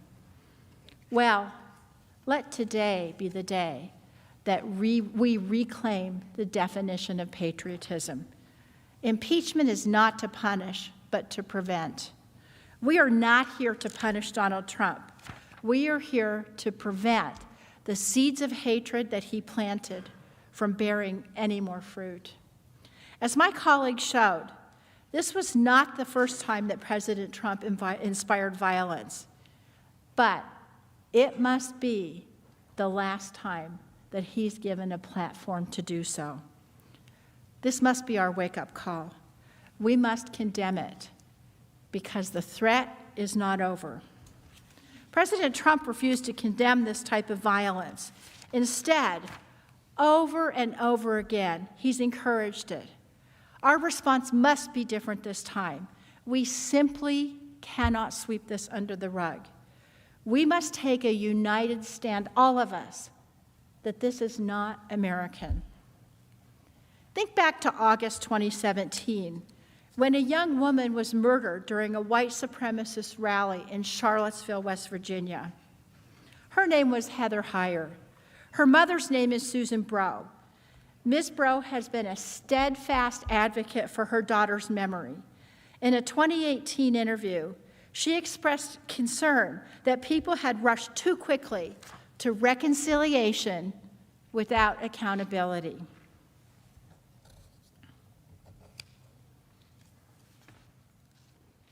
If you rush to heal, if you rush to everybody grab each other and sing Kumbaya, then we've accomplished nothing and we'll be right back here in a few years. We will be right back here in a few years. Those were her words in 2018, 3 years ago. Her daughter's murderer, he was held to account. But our nation did not impose any meaningful accountability on a president who at the time said that there were very fine people on both sides. And now where are we 3 years later? I'd argue we're not just back where we were. I would argue things are worse.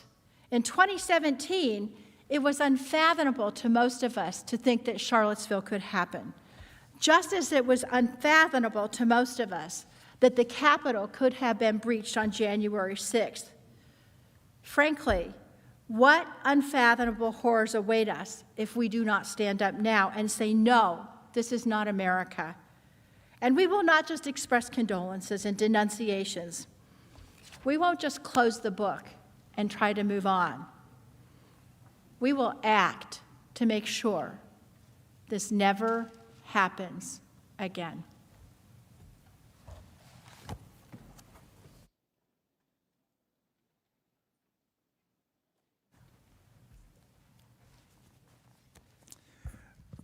Representatives Cicilline and Liu will now come to show the harm done and the damage done to Congress and our democratic process.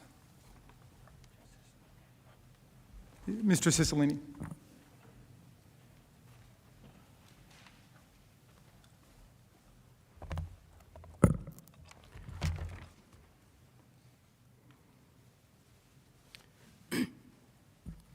Mr. President, distinguished senators, you just heard from my colleague, Manager DeGette, how the conduct of Donald Trump dramatically increased the threats to our security and emboldened violent domestic extremists.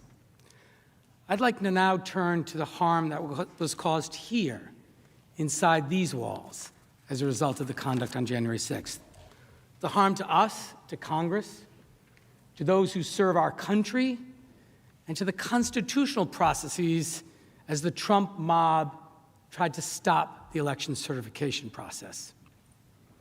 The attack on January 6th was one of the bloodiest intrusions in the Capitol since the British invaded in the War of 1812 and burned it to the ground.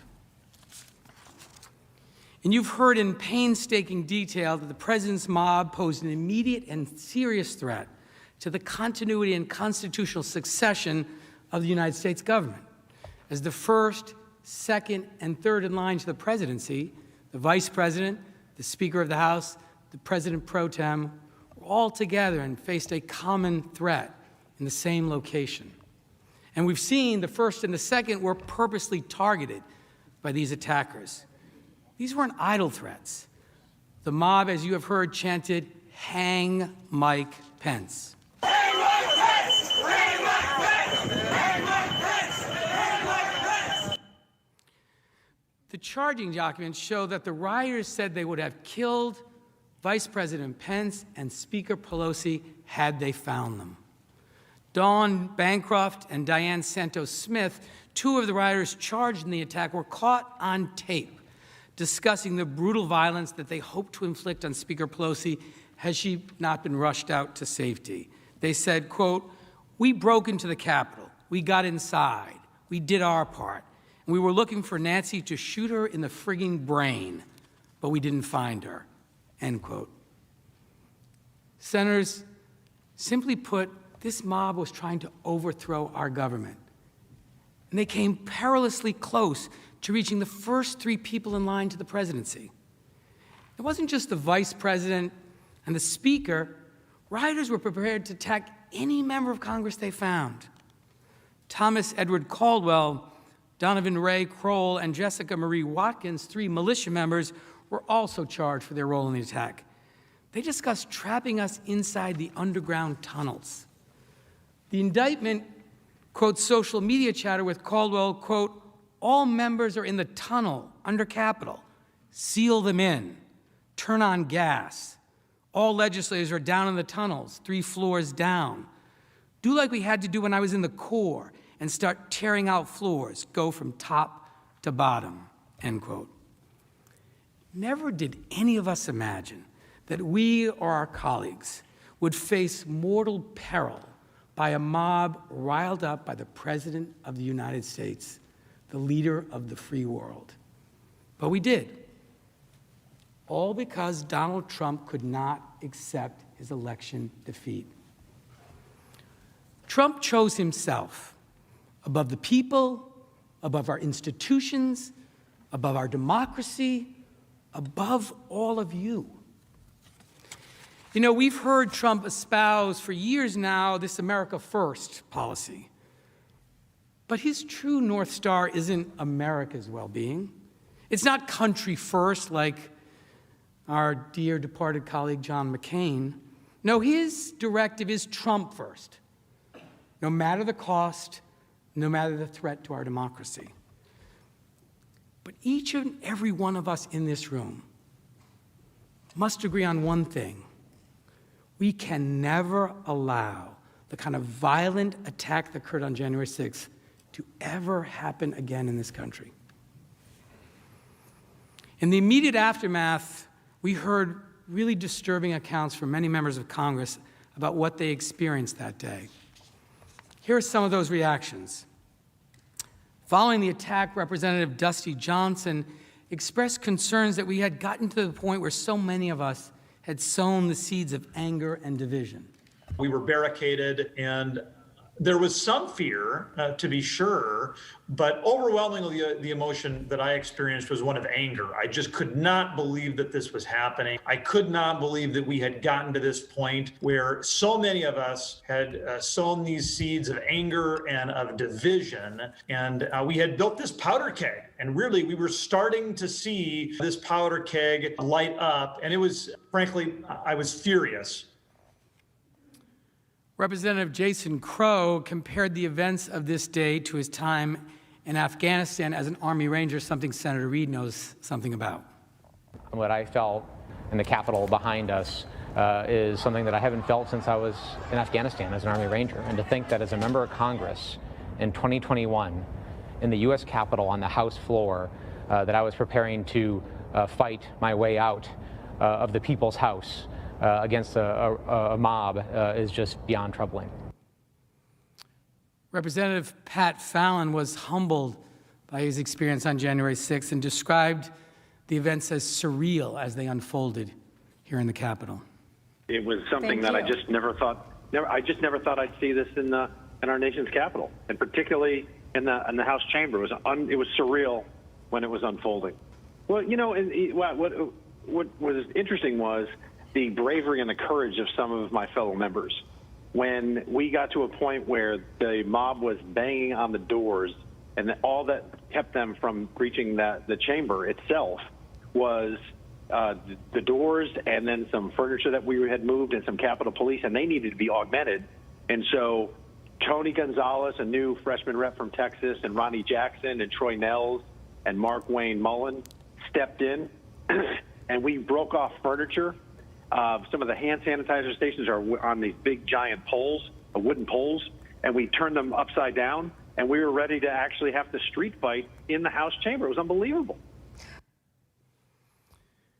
Many members that day wondered if they would ever see their families again. As the rioters breached the Capitol and they were outnumbered and trapped inside, they were calling loved ones to say goodbye. Representative Dan Kildee was one of them. Listen to how he described the impact of the riot on him. I was laying on the floor trying to protect myself behind this little wall. And, we all took our pins off because we're certain that if this mob were to come in, that would not be a good thing for them to quickly, easily be able to identify us as members of Congress. I called my wife, and, it wasn't until I heard her voice that I thought, wow, this is like one of those calls you hear about. While most coverage is focused on the extreme danger posed to members and the Capitol Police who were targets of this attack, there were lots of other people in the Capitol working on January 6th as well. From personal aides to floor employees, cleaning staff, food service workers. We can't forget all the people that were in harm's way that day. These employees experienced trauma, some coward hiding in places just feet away from where this rabid crowd had assembled. Many were just kids, 20-somethings, who came here to work because they believed in their country and they believed in working to make it better. Others were dedicated food and service workers, all who work incredibly hard to make sure that we can come here and do our jobs. These workers are the lifeblood of the legislative branch. They deserved better. You've already heard from Speaker Pelosi's staff, the staff that was hiding under the conference table, cowering in the dark, making sure that the attackers couldn't hear them. But I'd like to share with you what some other staffers went through. Listen as two staffers recall what they experienced that day. But then we were seeing on Twitter, on our phones, and then and hearing from some of the police officers on the floor that the building had been breached. Building breached, those were two words I had never heard. That was particularly stressful, being in a room close to where things are happening and not really knowing what was happening, and seeing it come in live and getting texts from people, are you okay? And truthfully, I didn't know what was happening. I heard shots fired, shots fired, shots fired, show me your hands, show me your hands.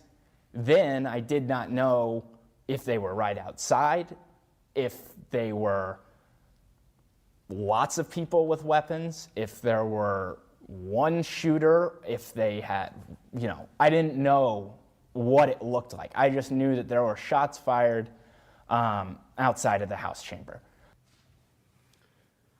According to reports, one Republican Senate staffer whose office was not far from the floor, quote, took a steel rod and barricaded his door as the rioters banged on his door trying to break in. The New York Times also reported that a senior black staffer was under lockdown for 6 hours during the insurrection, was so disturbed about these events that she quit her job. Another staffer who was on the floor of the House that day described that what happened on January 6th still echoes in his mind. Listen to him describe the moments just before this indelible image. I heard glass break, and I could see the window panes on the house main door start to pop. And I figured that, obviously I knew they were at the door, and they figured out a way to break the glass. And the last thing I remember before I walked off the floor was several of the police officers had drawn their guns and had their guns trained on the door. Clearly that was, I didn't think there was anything else I could do, and I didn't want to be there for whatever was about to occur. So I got to the top of the stairs. The stairway was pretty packed, and right about that point, I don't know whether it was a police officer or somebody else said, they're right behind us, run. For me, the thing that I keep thinking about, and again, there isn't a day that hasn't gone by since January 6th that at some point in the day I haven't kind of gone back and picked at some little thing, but the sound of those window panes popping, I won't forget that sound. I won't forget that sound. How long will the sound of window panes breaking haunt this staffer? And he isn't alone. There are countless people who are still living with the trauma of what happened that day. This includes, by the way, another group of people who were with us in the Capitol on that day, and that's the press. They were in danger, particularly after years of being derided by President Trump as fake news. Kristen Wilson, a reporter for CNN, recently tweeted about her experience. She said, "I have 14 people on my team. We were scattered everywhere. 2 of them were on crutches and couldn't have run if they had to. They had to anyway. 1 was trapped in the House chamber and had to crawl out to hide. 4 of us barricaded ourselves in a room off the Senate chamber. Every bang on the door of them trying to come through, I can still hear in my head." The janitorial and custodial staff of the Capitol, the people who day after day tend to our home away from home, were also traumatized. But we don't talk about them and the harm they suffered often enough. One janitorial worker recounted how he was so scared that he had to hide in a closet during the attack. He said, quote, "I was all by myself. I didn't know what was going on," end quote. Another employee, a mother of 3, said, "The insurrection shattered all my sense of security at work." And an employee of the Capitol said, quote, "I hope nothing else happens because these people were talking about killing us, killing federal employees, killing police." Another employee was afraid to work on Inauguration Day, said, quote, "I honestly fear for my life. I've got 2 children at home," end quote. For many of the black and brown staff, the trauma was made worse by the many painful symbols of hate that were on full display that day.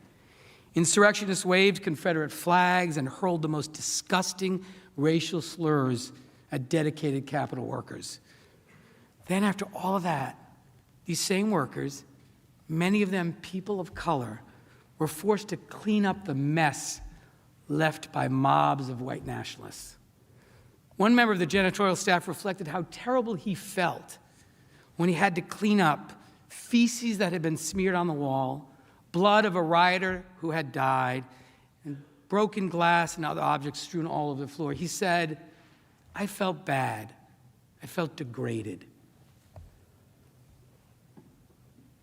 Let's also not forget that this violent attack happened in the middle of a global pandemic. Social distancing was impossible as we were hiding for our lives in cramped quarters for long periods of time. Since January 6th, at least 7 members who hid with other members of Congress have tested positive for COVID-19.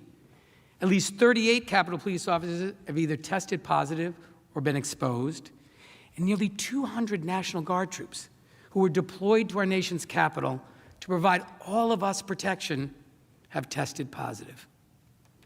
The Capitol Police and the National Guard came here to keep us safe, to serve, and they put their lives in danger. They deserved better than this. We all did. That brings me to the next harm. Now, all of us in this room made it out alive, but not everyone was so lucky. 3 law enforcement officers tragically lost their lives as a result of the riot on January 6th. These officers, Capitol Police Officer Brian Sicknick, Capitol Police Officer Howard Liebengood, and Metropolitan Police Officer Jeffrey Smith, all honorably served to protect and defend. My colleague, Mr. Swalwell, told you about Officer Sicknick. He was a 42-year-old military veteran who dedicated his entire life to public service. On January 6th, he fought a mob of rioters as they streamed into the Capitol and ultimately lost his life protecting us. Officer Liebengood was a 15-year veteran of the Capitol Police. His father served as Sergeant-at-Arms here in the Senate, and Officer Liebengood followed his extraordinary example of public service. Officer Smith served for 12 years with the Metropolitan Police Department. He heeded the call of duty on January 6th by coming to stand with the Capitol Police to help secure our democracy. Earlier, my colleague, Manager Swalwell, showed you terrible videos of the police being physically abused and injured. You remember what happened to Officer Fanone and Officer Hodges of the MPD, but there were scores of other officers whose names we don't know who were also brutalized that day. Injuries to the U.S. Capitol Police and the Metropolitan Police Department include concussions, irritated lungs, serious injuries caused by repeated blows from bats, poles, and clubs. Capitol Police officers also sustained injuries that will be with them for the rest of their lives. One officer lost the tip of a right index finger. In a statement issued on January 7th, the chairman of the Capitol Police Officers Union said, and I quote, "I have officers who were not issued helmets prior to the attack, who have sustained brain injuries. One officer has 2 cracked ribs and 2 smashed spinal discs.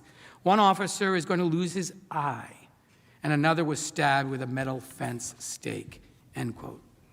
In total, at least 81 members of Capitol Police and 65 members of the Metropolitan Police Department were injured during the attack on January 6th. Former Capitol Police Chief Son described the insurrection as violent, unlike anything he'd seen in his 30-year career in law enforcement. D.C. Police Chief Robert J. Conti III, who had spoken with an officer who had been beaten and injured with a stun gun, said, quote, "I've talked to officers who have done 2 tours in Iraq who said this was scarier to them than their time in combat," end quote. Of course, the physical violence is not the only thing that will have a lasting effect on our brave sworn officers. Trump's mob verbally denigrated their patriotism, questioned their loyalty, and yelled racial slurs. They called them traitors, Nazis, un-American, for protecting us. For example, in the next clip, a rioter wearing a hunting jacket accosts a police officer. Are you an American? Act like something like you know what it is. Don't get that out with the fuck. Don't get in for an eye. You guys have no idea what the fuck you're doing. Now, once again, that's for America. Now, one idea. Don't touch me, bro. Get the fuck out of here. Don't touch me, motherfucker. Easy, man. Take it easy. No, they work for us. Fuck them. Listen to how the Trump mob talked to these officers. You heard that with your own ears. Fuck you!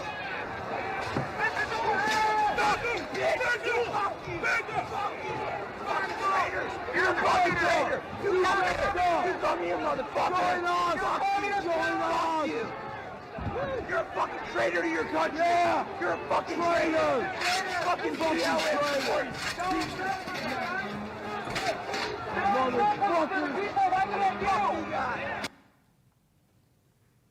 Effing traitor. So much for backing the blue. There's a couple more examples.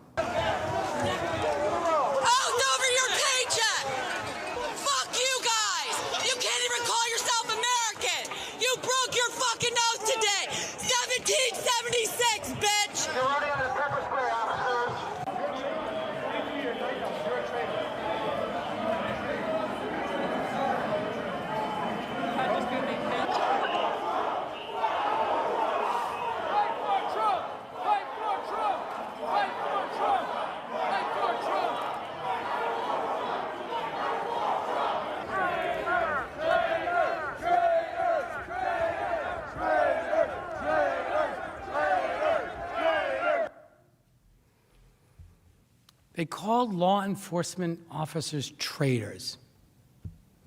You have to wonder, who are these rioters sworn to? To whom do they believe the police owe their loyalty? To the people? To the Constitution? To our democracy? Or to Donald Trump? Even those who were not outwardly injured, the mental toll has been significant. Several Capitol Police officers have reportedly threatened self-harm in the days following the riot. And in one case, an officer voluntarily turned in her gun because she was afraid of what might happen. Black police officers were also met with racist vitriol. You heard lead manager Raskin reference a black police officer who, weary from racialized violence that he had experienced that day, saying, "Tears just started streaming down my face. I said, what the F, man? Is this America?" Is this America, lead manager Raskin asked. Is this America? What is your answer to that question? Is this okay? If not, what are we going to do about it? These people matter. These people who risk their lives for us. So I ask you respectfully to consider them, the police officers, the staff of this building, when you cast your vote. These people are in deep pain because they showed up here to serve the American people, to serve their government, to serve all of us.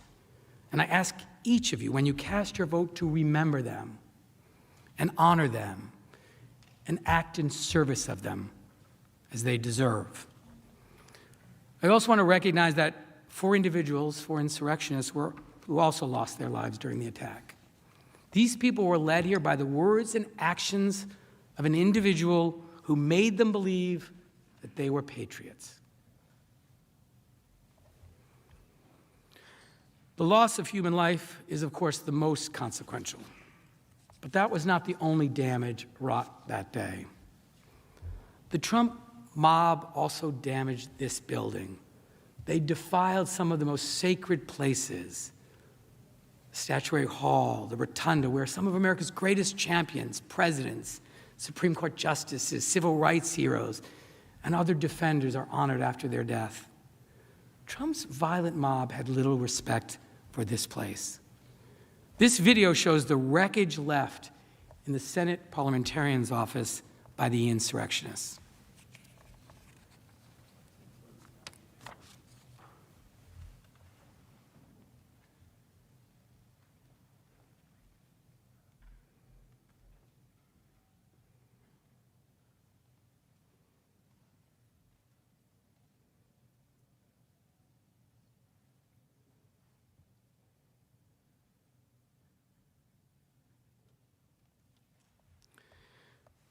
A bust of President Zachary Taylor was smeared with what appeared to be blood.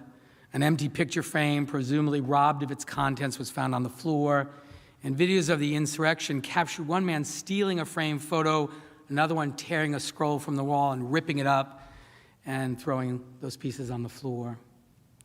A sign paying tribute to John Lewis was also shamefully destroyed, and only a broken piece of the memorial was found on the ground next to a trash can. The photo of Mr. Lewis was gone.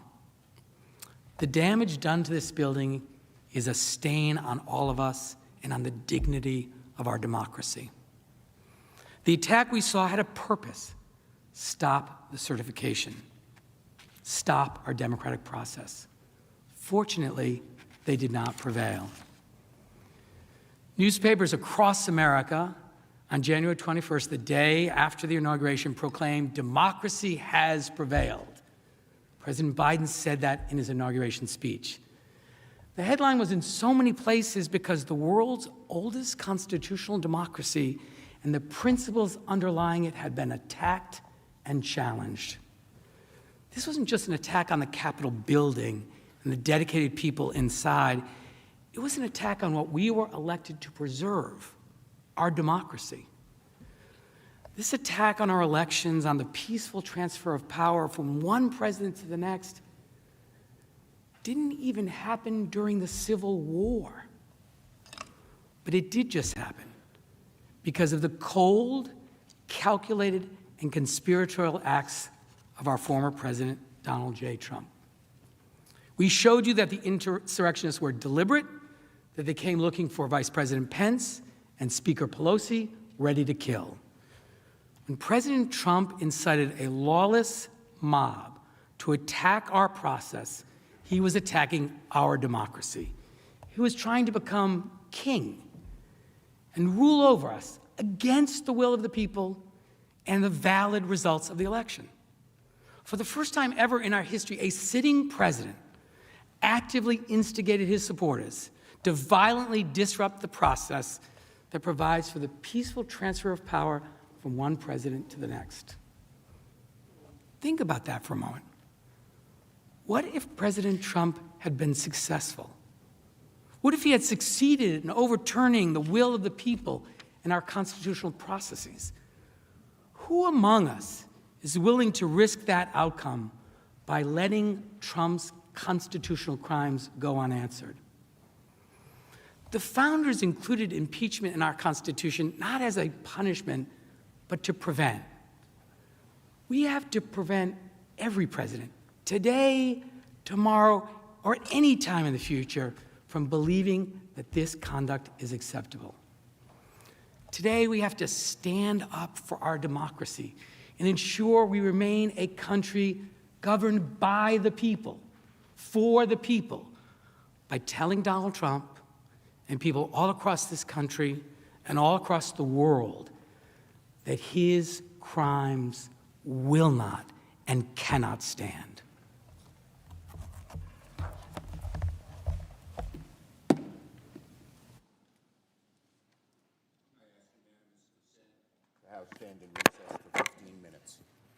The Senate will stand in recess. I ask unanimous consent the House stand in recess for 15 minutes.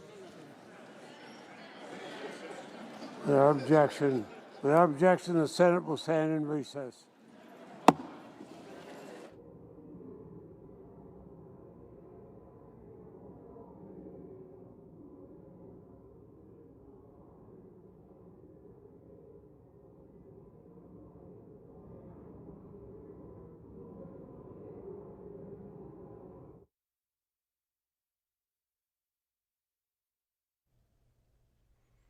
And the impeachment trial of former President Donald Trump takes a break. 15-minute recess. We heard from the Speaker Pro Tem heading up the impeachment trial.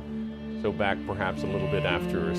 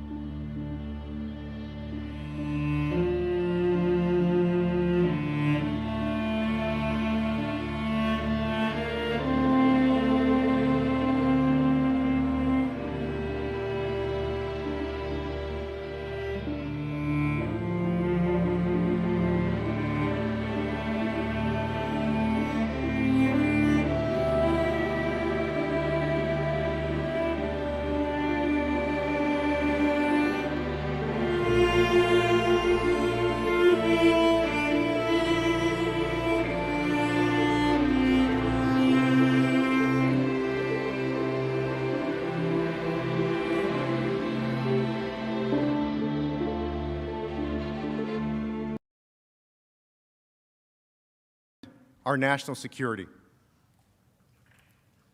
Stealing laptops again from Speaker Pelosi's office, taking documents from Leader McConnell's desk, snapping photographs, as you saw in the videos earlier, in sensitive areas, ransacking your offices, rifling through your desks. The President of the United States, the Commander-in-Chief, knew the risk of anyone breaching the Capitol. He swore an oath to preserve, protect, and defend this country. And yet, he incited them here to break into the Capitol. Senators, as you all know, we have spent trillions of dollars building the strongest military in the world and billions of dollars on the most sophisticated weaponry on the planet to prevent the kind of attack that occurred at this Capitol on January 6th. And here's what the insurrectionists incited by President Trump did. Hey, let's take a seat, people! Let's take a seat! Nancy Pelosi. Let's vote on some shit! Oh my God, we did this shit. We took this shit.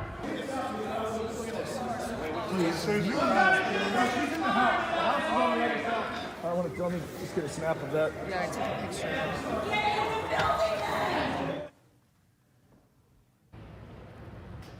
In many ways, this room is sacred, and so are the traditions that it represents. They've been carried on for centuries. Congress has declared war 11 times on this floor, including entering World War II. And Congress passed the Civil Rights Act and expanded the right to vote to ensure that no matter your race or your gender, you have a voice in our nation. And this floor is where history has been made. And now, our intelligence agencies and law enforcement agencies have the burden to figure out exactly what was stolen, taken, ransacked, and compromised. As acting U.S. Attorney Michael Sherwin explained, quote, materials were stolen, and we have to identify what was done, mitigate that, and it could have potential national security equities. These investigations are necessary now because of the actions of President Trump. And it wasn't just the people that he led here the intelligence agencies have to look into. It's also what they took and what they gathered. And it was the very fact that this building, with so much sensitive information and some classified information, that this Capitol was breached. And think about it.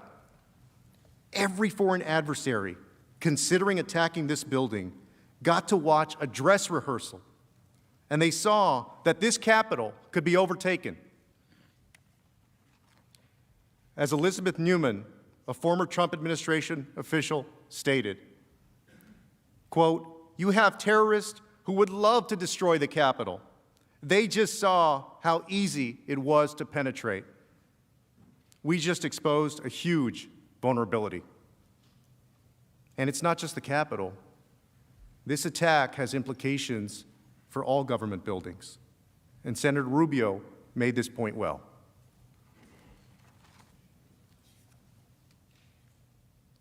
If you're a terrorist right now and you're sitting out there watching this, you're saying to yourself, hey, it's not that hard to get into the Capitol. Maybe that's not hard to get into the White House or the Supreme Court building or somewhere else.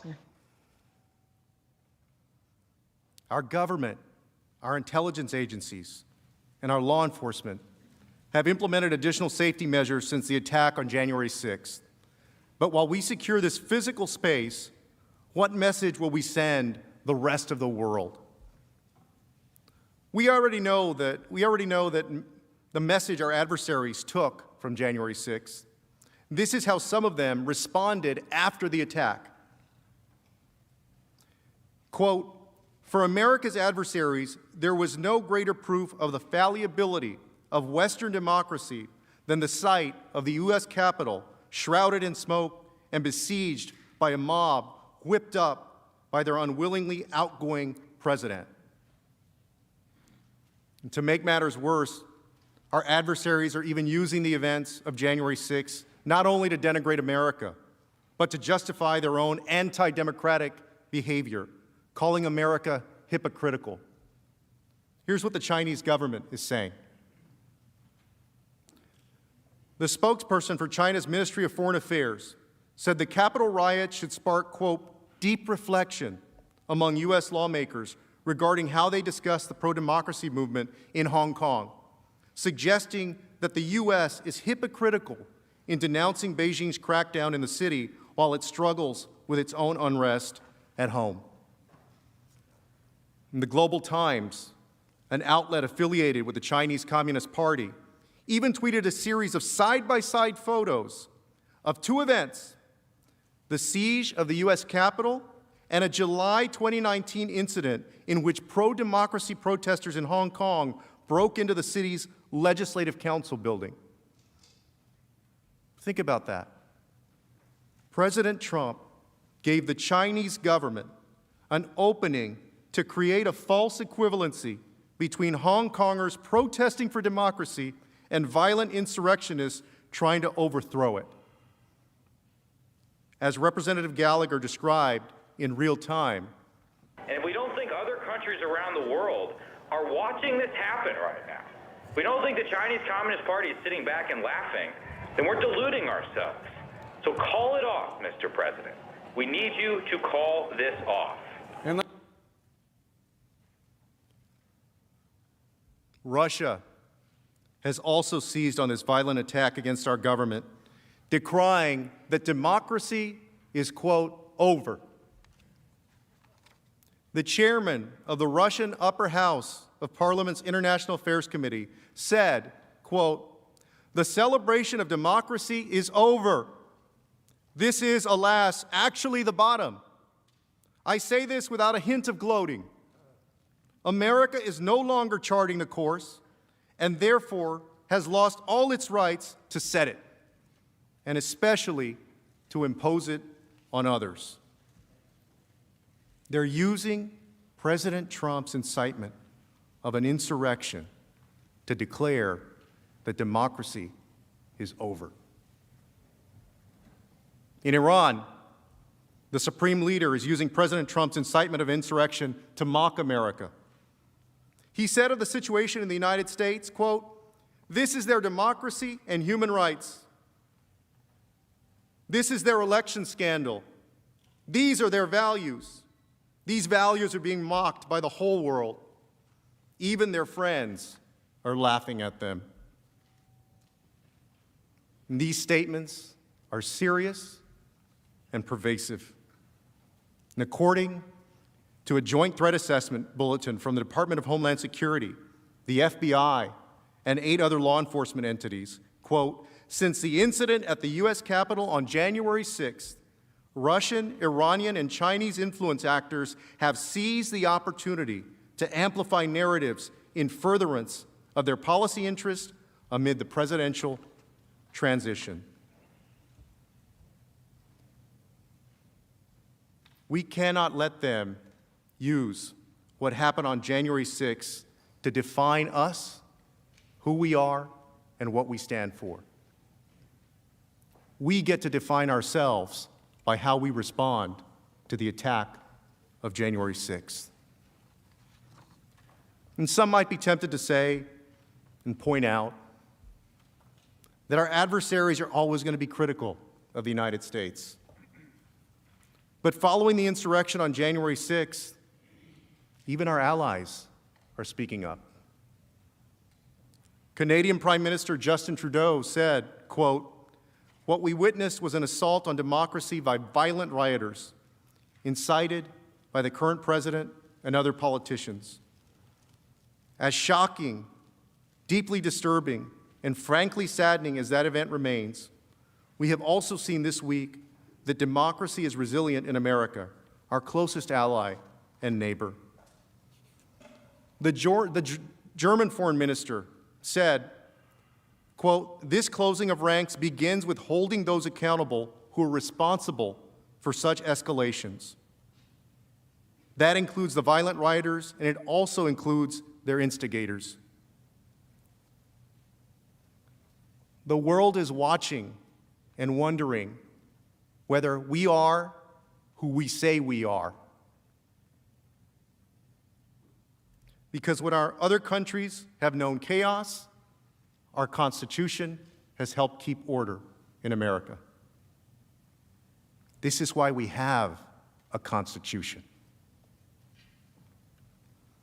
We must stand up for the rule of law, because the rule of law doesn't just stand up by itself. After the insurrection, my colleagues on the House Foreign Affairs Committee, the chairman and the ranking member, issued a bipartisan statement that said, quote, "America has always been a beacon of freedom to the world, proof that free and fair elections are achievable and that democracy works. But what happened at the Capitol today has scarred our reputation and has damaged our standing in the world. Today's violence, an inevitable result when leaders in positions of power misled the public, will certainly empower dictators and damage struggling democracies." And that's true. For generations, the United States has been a North Star in the world for freedom, democracy, and human rights, because America is not only a nation, for many, it's also an idea. It's the light that gives hope to people struggling for democracy in autocratic regimes, the light that inspires people fighting across the world for fundamental human rights, and the light that inspires us to believe in something larger than ourselves. And this trial is an opportunity to respond and to send a message back to the world. And I say this as somebody who loves my country, our country, just as all of you do. There is a lot of courage in this room, a lot of courage that has been demonstrated in the lives of the people in this room. Some folks have stood up for the civil rights of fellow Americans and risked their careers and their reputations, their livelihoods, and their safety, standing up for civil rights. Many members of Congress have risked their lives in service to our country, in uniform, fighting in the jungles of Vietnam, patrolling the mountains of Afghanistan. You served our country because you were willing to sacrifice to defend our nation as we know it and as the world knows it. And although most of you have traded in your uniform for public service, your country needs you one more time.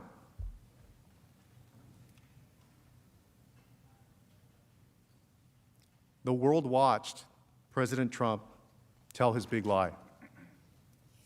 The world watched his supporters come to Washington at his invitation. And the world watched as he told his supporters to march here to the Capitol.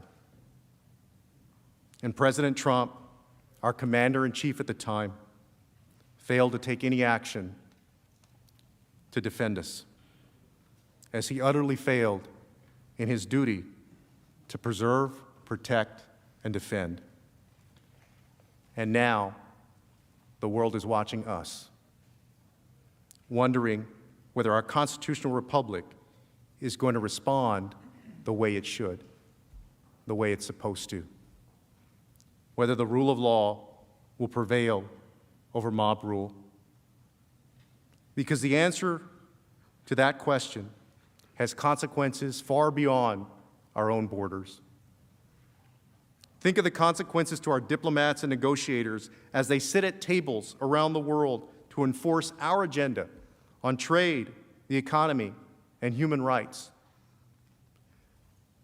To fail to convict a President of the United States who incited a deadly insurrection, who acted in concert with a violent mob, who interfered with the certification of the Electoral College votes, who abdicated his duty as Commander-in-Chief, would be to forfeit the power of our example as a North Star on freedom, democracy, human rights, and most of all, on the rule of law. And to convict Donald Trump would mean that America stands for the rule of law, no matter who violates it. Let us show the world that January 6th was not America. And let us remind the world that we are truly their North Star.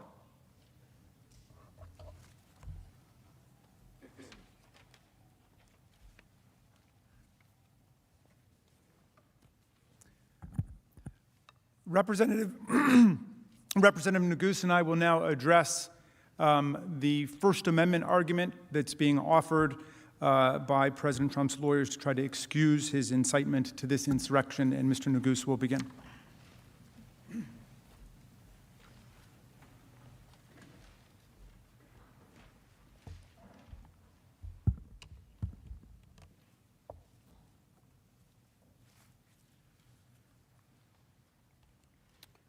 Mr. President, distinguished senators, good afternoon. You have heard over the course of the last several days overwhelming evidence that President Trump incited an insurrection. But as Lead Manager Raskin mentioned, as we prepare to close, we'd be remiss if we didn't just briefly address the principal defense that the President will offer to excuse his conduct, and that is this notion that he can't be held accountable for what happened on January 6th because his actions are somehow protected by the First Amendment. Now, let's stop a moment and try to really understand the argument that they are making. According to President Trump, everything he did, everything we showed you that he did, was perfectly okay for him to do, and for a future president to do again. And the Constitution, apparently, in their view, forbids you from doing anything to stop it. That can't be right. It can't be. And it isn't right. Their argument is meant as a distraction. They are concerned not with the facts that actually occurred, the facts that we've proven, but with an alternative set of facts, where President Trump did nothing but deliver a controversial speech at a rally. Of course, that's not what we've charged in the article of impeachment, and it's not what happened.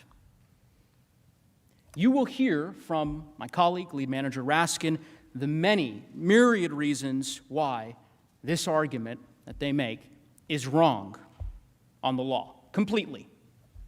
Not just around the edges. They make major, fundamental mistakes of constitutional law, the kind that Lead Manager Raskin tells me wouldn't cut it in his first year law course, which of course he certainly would know since he has taught this subject for decades. And that explains why so many lawyers who've dedicated their lives to protecting free speech, including many of the nation's most prominent conservative free speech lawyers, have described President Trump's First Amendment claims as, quote, legally frivolous. There's another quote from a recent letter from prominent free speech lawyers that, quote, the First Amendment is no bar to the Senate convicting former President Trump and disqualifying him from holding future office. Their argument is wrong on the facts, wrong on the law, and would flip the Constitution upside down. Let's start with the facts, because as you'll see, his free speech claim depends on an account of what he did, of why we're here, that has no basis in the evidence. To hear his lawyers tell it, he was just some guy at a rally expressing unpopular opinions. They would have you believe that this whole impeachment is because he said things that one may disagree with. Really? And make no mistake, they will do anything to avoid talking about the facts of this case. That I can assure you. Instead, we expect they will talk about a lot of other speeches, including some given by Democratic officials, and they will insist with indignation that the First Amendment protects all of this as though it were exactly the same. We trust you to know the difference because you've seen the evidence that we've seen. You've seen, as we've proven over the last 3 days, that his arguments completely misdescribe the reality of what happened on January 6th.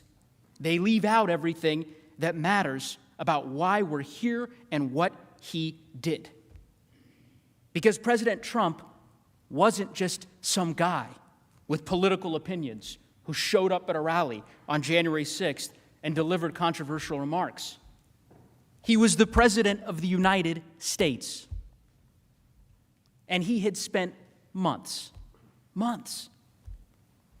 using the unique power of that office, of his bully pulpit, to spread that big lie that the election had been stolen, to convince his followers to stop the steal, to assemble them just blocks away from here on January 6th, at the very moment that we were meeting to count the electoral college votes, where he knew, where it had been widely reported that they were primed and eager and ready for violence at his signal.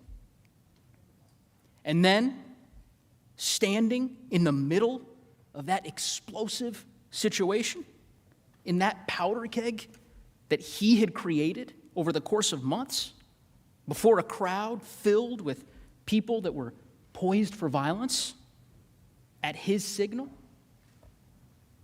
he struck a match, and he aimed it straight at this building, at us. You've seen all that evidence. There's no denying it. That's why the House impeached him. That's why he's on trial. No president, no matter their politics or the politics of their followers, conservative, liberal, or anything else, no president can do what President Trump did. Because this isn't about politics. It's about his refusal to accept the outcome of the election and his decision to incite an insurrection. And there's no serious argument that the First Amendment protects that. And it would be extraordinarily dangerous for the United States Senate to conclude otherwise. To tell future presidents that they can do exactly what President Trump did and get away with it. To set the precedent that this is an acceptable, now a constitutionally protected way to respond to losing an election. And you'll notice something, certainly something Lead Manager Raskin and I noticed, which is that by all accounts, it doesn't appear that President Trump's lawyers disagree. I mean, they don't insist that if the facts we've charged, the facts that we have proven, the facts supported by overwhelming evidence are true, as of course you now know they are, that there's nothing you can do. They're not arguing that it's okay for a person to incite a mob to violence. At least I don't think they're arguing that. Instead, what they are doing is offering a radically different version of what happened that day, totally inconsistent with the evidence. And then they insist that if that fictional version of events, if that alternate reality were true, well then he may be protected by the First Amendment. That's their argument. But you are here to adjudicate real evidence, real facts, not hypothetical ones. And for that reason alone, you should reject their argument, because it has been advanced to defend a situation that bears no resemblance to the actual facts of this case. With that, I want to turn it over to my colleague, Lead Manager Raskin, to address the many legal flaws, as I mentioned, in President Trump's position.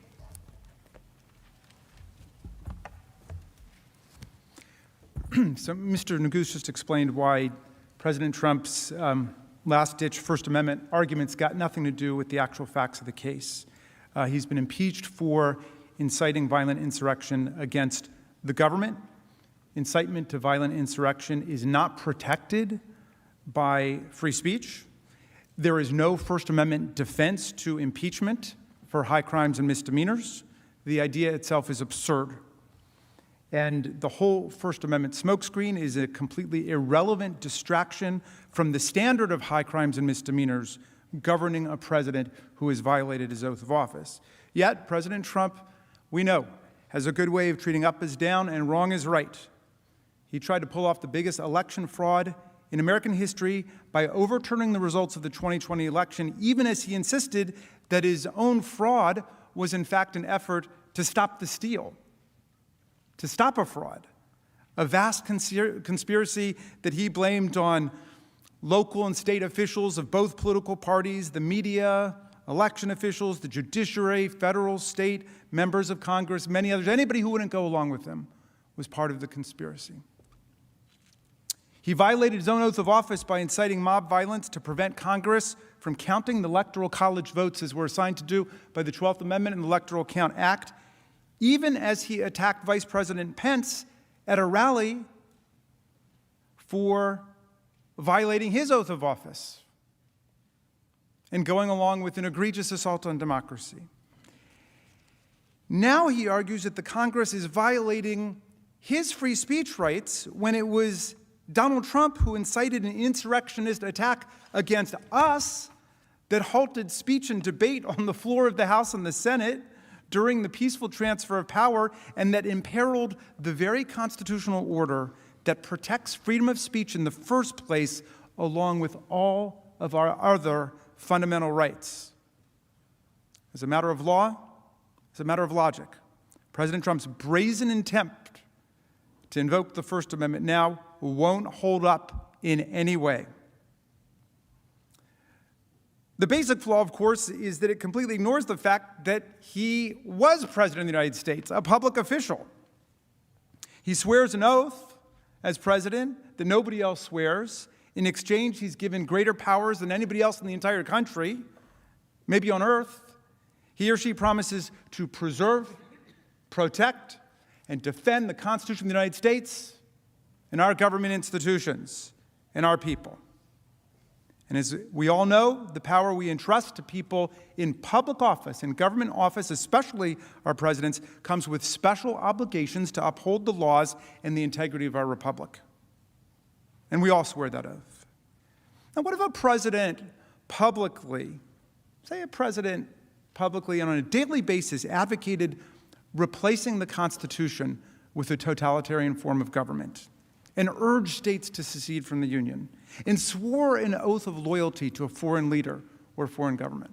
Well, as a private citizen, you couldn't do anything about people using those words to advocate totalitarianism, to advocate secession from the Union, to swear an oath of personal loyalty to a foreign leader or a foreign government or country. You couldn't. That's totally protected. If you tried to prosecute somebody for that, as a prosecutor, you would lose.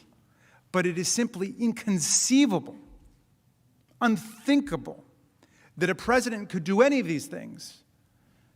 Get up and swear an oath to foreign governments or leaders, advocate totalitarianism, advocate secession, and not be impeached for it. It's just unthinkable that that could happen. Would that violate their First Amendment rights? The opposite view pressed here by President Trump's counsel would leave the nation powerless to respond to a president who uses the unmatched power, privilege, and prestige of his or her office, the famous bully pulpit, in ways that risk the ruin of the republic, all for his or her own ambition and corruption.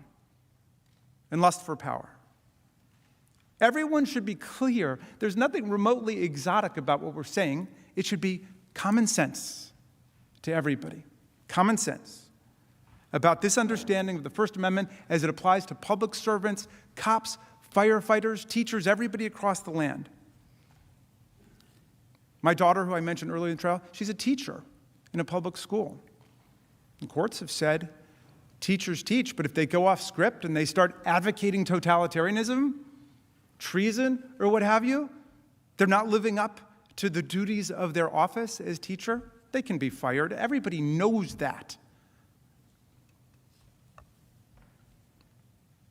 And it happens all the time, by the way, including to cops and firefighters and people on the front lines. It happens all the time.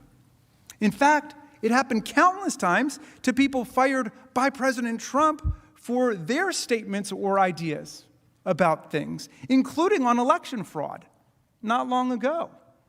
There were people in the government who lost their jobs because the president didn't like what they said or what they wrote. Now, as I mentioned yesterday, and I can't help but repeat it, Justice Scalia got it exactly right on this. He wrote on these cases about how the First Amendment affects people who take on a public office, who take on public employment. And he summed it up like this. He said, you can't ride with the cops, but root for the robbers. You can't ride with the cops, but root for the robbers. That's what Justice Scalia said. And when it comes to the peaceful transfer of power, to the rule of law, to respecting election outcomes, our president, whoever he or she is, must choose the side of the Constitution. Must. And not the side of the insurrection or the coup or anybody who's coming against us. And if he or she chooses the wrong side, I'm sorry. There's nothing in the First Amendment or anywhere else in the Constitution that can excuse your betrayal of your oath of office. It's not a free speech question. But there's more. Let's play make-believe and pretend that President Trump were just a run-of-the-mill private citizen, as my colleague Mr. Nagu said, just another guy at the rally who's just expressing a deeply unpopular opinion, because we shouldn't overlook the fact that while there were thousands of people in that violent mob, they represent a tiny, tiny, tiny part of less than 1% of the population, and the vast majority of the American people reject the kind of seditious mob violence that we saw on January 6th. But let's say that you were just another guy in the crowd that day. It is a bedrock principle that nobody can incite a riot. The First Amendment doesn't protect it. Key case, Brandenburg versus Ohio. There's no First Amendment protection for speech directed to inciting or producing imminent lawless action and likely to produce such action. And for all the reasons you've heard, based on the voluminous, comprehensive, totally unrefuted, and we think irrefutable, but we're eager to hear our colleagues, based on all the evidence you've heard, and for all the reasons you've heard, that definition of proscribable speech fits President Trump's conduct perfectly. This is a classic case of incitement. And you don't have to take my word for it. The 144 free speech lawyers Mr. Nagu mentioned, who include many of the nation's most dedicated, most uncompromising free speech advocates, unlike Mr. Trump, of course, but these people agree that there is a powerful case for conviction under the Brandenburg Standard, even if the President of the United States were just to be treated like some guy in the crowd. And they add, the First Amendment is no defense to the article of impeachment leveled against the former president. And I mention the Brandenburg Standard not because it applies here. Of course it doesn't, since this is an impeachment. It's not a criminal trial, and there's no risk of jail time. Let's be clear about that. The president doesn't go to jail for 1 week, 1 day, 1 hour, or 1 minute based on impeachment and conviction and disqualification from further office. Rather, I mention it to emphasize that absolutely nobody in America would be protected by the First Amendment if they did all the things that Donald Trump did. Nobody made Donald Trump run for president and swear an oath to preserve, protect, and defend the Constitution on January 20th, 2017. But when he did, by virtue of swearing that oath and entering this high office, he took upon himself a duty to affirmatively take care that our laws would be faithfully executed under his leadership. All of the laws against federal destruction of property, all of the laws. We expected him in everything he said and everything he did to protect and preserve and defend our constitutional system, including the separation of powers. But instead, he betrayed us. And as Representative Cheney said, it was the greatest betrayal of a presidential oath in the history of the United States of America.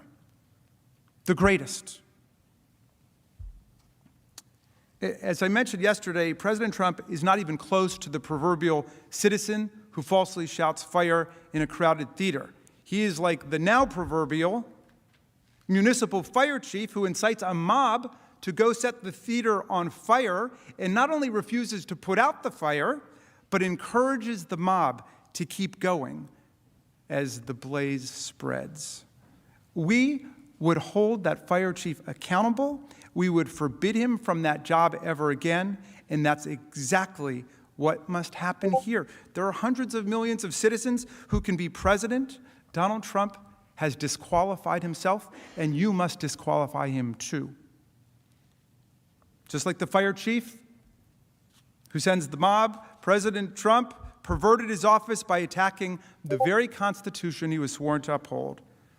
In fact, that's one reason why this free speech rhetoric at this trial is so insidious. His conduct represented the most devastating and dangerous assault by a government official on our Constitution, including the First Amendment in living memory. We wouldn't have free speech or any other rights if we didn't have the rule of law, peaceful transfer of power, and a democracy where the outcome of the election is accepted by the candidate who lost. We had it all the way up until 2020. And the central purposes of the First Amendment are democratic self-government and civic truth-seeking, two purposes that President Trump sought to undermine, not advance, in the course of his conduct, as we have definitively demonstrated at this trial. The violence he incited threatened all of our freedoms.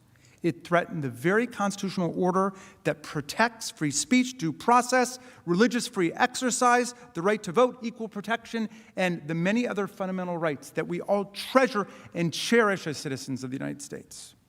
The First Amendment does not create some superpower immunity from impeachment for a president who attacks the Constitution in word and deed while rejecting the outcome of an election he happened to lose.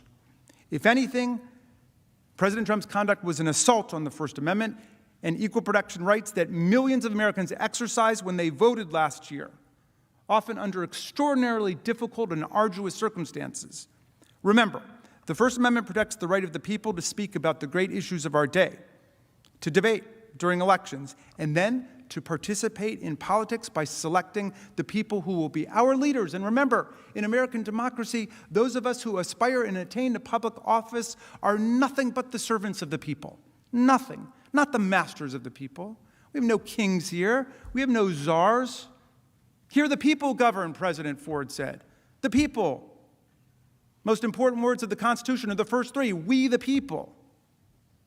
But all this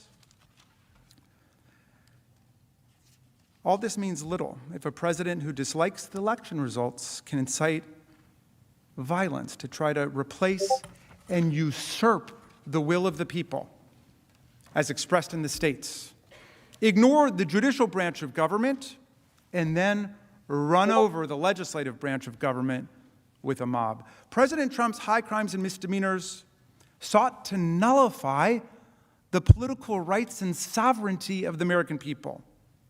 Our right as a people to deliberate, to form opinions, to persuade each other to vote, and then to decide who our president will be. The sovereignty of the people. That's an attack on the First Amendment, I would say. In addition, President Trump's actions were a direct attack on our own freedom of speech here in the Capitol. Members of Congress are sent here to speak for their constituents. That's why we have our own little mini free speech clause, the speech and debate clause. That's literally our job. We come here and represent the views of our people. The attack that President Trump incited forced members of Congress to stop speaking and to literally flee for our lives and the lives of our staffs and our families. The man whose statements and actions halted speech in Congress, speech related to the peaceful transfer of power, has no right to claim that free speech principles prevent this body from exercising its constitutional powers to hold him accountable for his offense against us. You know, Voltaire said famously, and our founders knew it, "I may disagree with everything you say, but I will defend with my life your right to say it." President Trump says, "Because I disagree with everything you say, I will overturn your popular election and incite insurrection against the government." And we might take a moment to consider another Voltaire insight, which a high school teacher of mine told me when a student asked, "When was the beginning of the Enlightenment?" And she said, "I think it was when Voltaire said, 'Anyone who can make you believe absurdities can make you commit atrocities.'" There's no merit whatsoever to any of the free speech rhetoric, the empty free speech rhetoric you may hear from President Trump's lawyers. He attacked the First Amendment. He attacked the Constitution. He betrayed his oath of office. Presidents don't have any right to do that. It's forbidden, so that our republic may survive. The people are far more important than that. The precedent he asked you to create, which would allow any future president to do precisely what he did, is self-evidently dangerous. And so there can be no doubt, none at all, the president lacks any First Amendment excuse or defense or immunity. He incited a violent insurrection against our government. He must be convicted.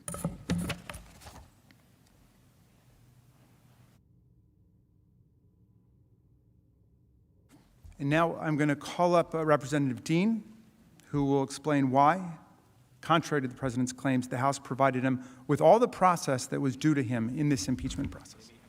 Oh, I'm sorry, Mr. Liu is going to do that.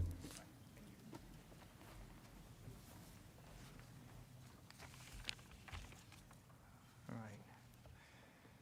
Thank you for your time and your attention. We all heard President Trump's attorneys on Tuesday, and as part of President Trump's efforts to avoid talking about his own conduct, to avoid talking about anything related to his constitutional crime, we expect that President Trump will raise process objections. His due process claims are without merit. Under the Constitution, the House has, quote, the sole power of impeachment. That provision confirms that the House functions as a grand jury or a prosecutor. The House decides whether to bring charges. Now, in other impeachment cases, the House has provided certain deliberative and procedural privileges to the person being impeached, but those are exactly that, privileges. They are discretionary. The House has the power to decide its own rules, how it wants to pass the article of impeachment, and in this case, the House debated the article of impeachment and passed it on a bipartisan vote. I'm a former prosecutor. I just want to add that I've had the opportunity to decide whether to bring charges. And when you see a crime committed in plain view, prosecutors don't have to spend months investigating before they bring charges. I note that in this case, in fact, hundreds of people have been arrested and charged by prosecutors for the violence on January 6th. There was no reason for the House to wait to impeach the man at the very top that incited the violence. I'd also like to emphasize that the House had good reason to move quickly. This was an exigent circumstance. This was not a case where there was hidden conduct or some conspiracy that required months and maybe years of investigation. This case does not raise very complicated legal issues. The gravity of the president's conduct demanded the clearest of responses from the legislature, particularly given that the president was still in office at the time the House approved this article, and rumors of further violence echoed around the country. They still do. There must be absolutely no doubt that Congress will act decisively against a president that incites violence against us. That is why the House moved quickly here. And President Trump, who created that emergency, cannot be heard to complain that the House impeached him too quickly for the emergency he caused. Another point on the due process question. Earlier in this trial, President Trump's attorneys suggested that the House somehow deliberately delayed the transmission of this article of impeachment. That is simply not accurate. When the House adopted this article of impeachment on a bipartisan vote, we were ready to begin trial. But the Senate was not in session at the time. And when we inquired as to our options, Senate officials told us clearly and in no uncertain terms that if the clerk of the House attempted to deliver the article of impeachment to the Secretary of the Senate before the Senate reconvened, that the clerk of the House would have been turned back at the door. That's why the trial did not begin then. It's another reason why the president's objections of due process are meritless. And finally, let me just conclude that you all are going to see and have seen a full presentation of evidence by the House, and you're going to hear a full presentation by the president's attorneys. You're going to be able to ask questions. The Senate has the sole power to try all impeachments. President Trump is receiving any and all process that he is due right here in this chamber.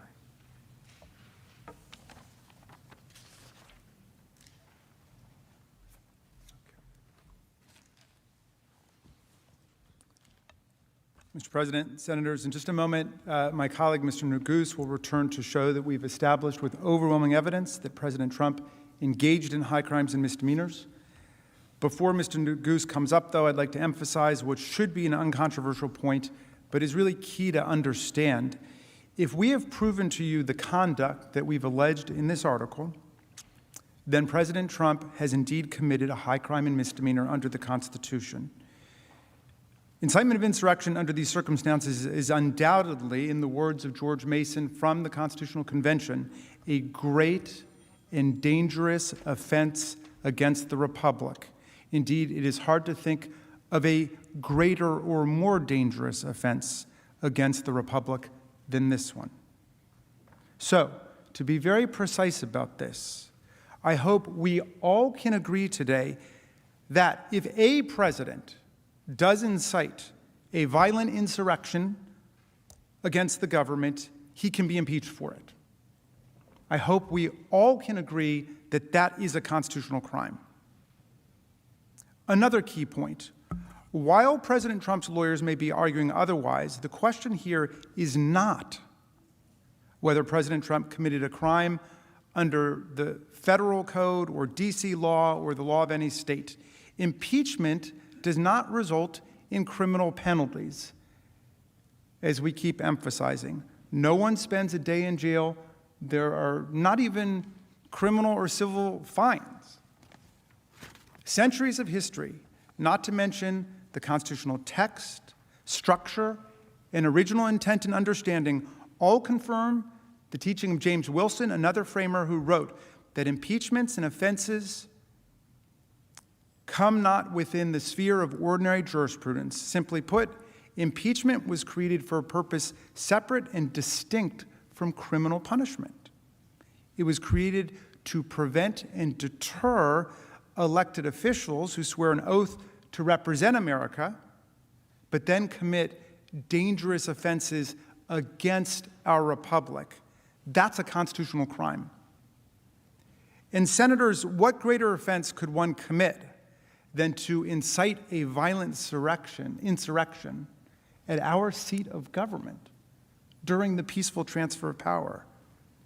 In circumstances where violence is foreseeable, where a crowd is poised for violence to provoke a mob of thousands to attack us with weapons and sticks and poles, to bludgeon and beat our law enforcement officers and to deface these sacred walls and to trash the place, and to do so while seeking to stop us from fulfilling our own oaths, our own duties, to uphold the Constitution by counting the votes from our free and fair elections, and then to sit back and watch in delight as insurrectionists attack us, violating a sacred oath and engaging in a profound dereliction and desertion of duty? How can we assure that our Commander-in-Chief will protect, preserve, and defend us and our Constitution if we don't hold a president accountable in a circumstance like this? What is impeachable conduct if not this? I challenge you all to think about it. If you think this is not impeachable, what is? What would be? If President Trump's lawyers endorse his breathtaking assertion that his conduct in inciting these events was totally appropriate, and the Senate acquits Donald Trump, then any president could incite and provoke insurrectionary violence against us again. If you don't find this a high crime and misdemeanor today, you have set a new terrible standard for presidential misconduct in the United States of America. The only real question here is the factual one. Did we prove that Donald Trump, while President of the United States, incited a violent insurrection against the government? Incitement, of course, is an inherently fact-based and fact-intensive judgment, which is why we commend you all for your scrupulous attention to everything that took place. But we believe that we have shown you overwhelming evidence in this case that would convince anyone using their common sense that this was indeed incitement, meaning that Donald Trump's conduct encouraged violence, the violence was foreseeable, and he acted willfully in the actions that encouraged violence. Mr. Neguse will take you through that evidence again. Not the whole thing. We're almost done. We're almost done. But we don't want it to be said, they never proved this or they never proved that, because my magnificent team of managers has stayed up night after night after night through weeks to compile all of the factual evidence, and we have put it before you. And we have put it before all of you in this public trial because we love our country that much. Mr. Neguse will show you that we've proven our case and that President Trump committed this impeachable offense that we impeached him for on January 13th, and that you should convict him. And when he's finished, I will return and explain why it's dangerous for us to ignore this and why you must convict, and then we will rest. Mr. Neguse.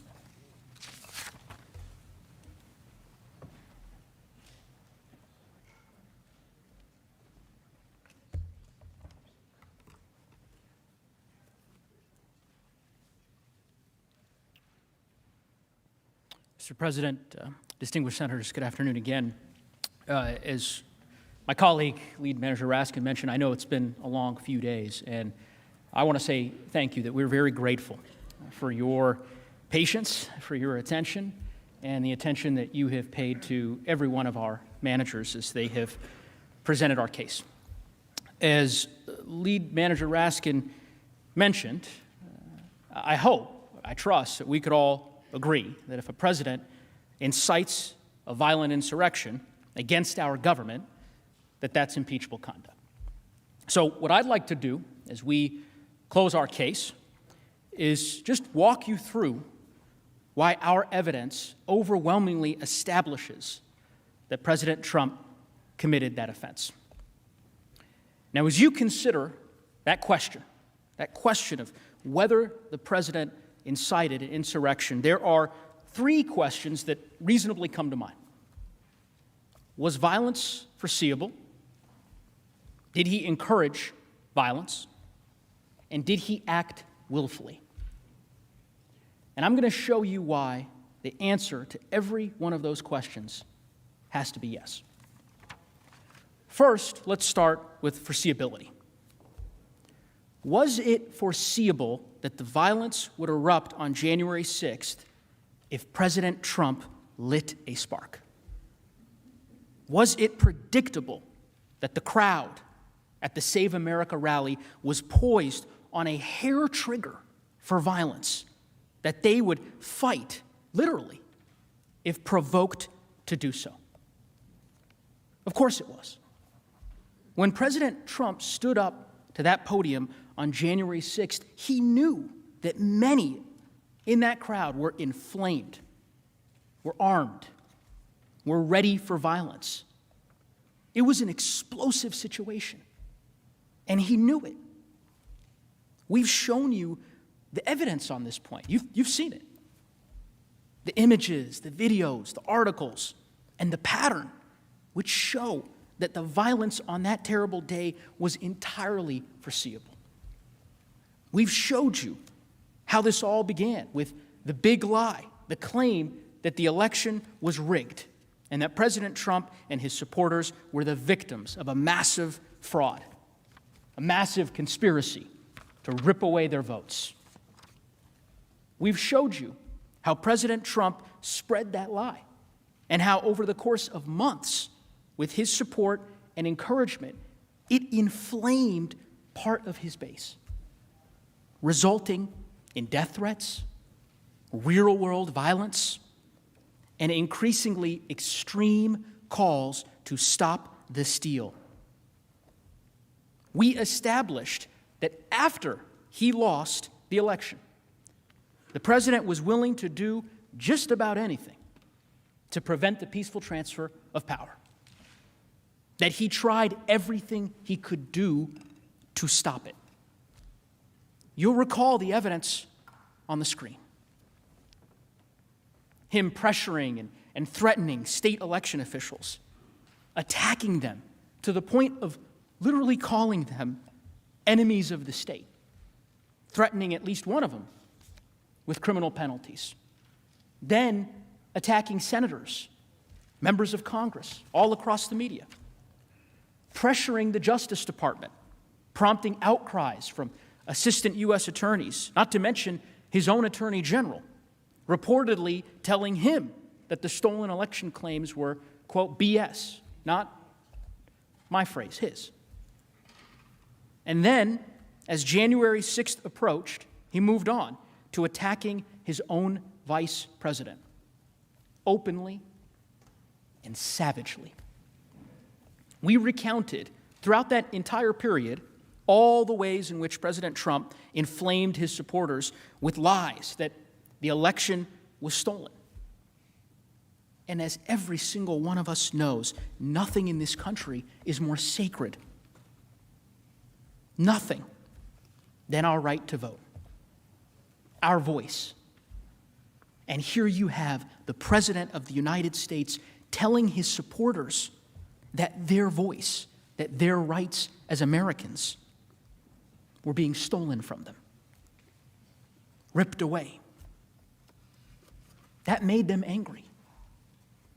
Angry enough to stop the steal, to fight like hell to stop the steal.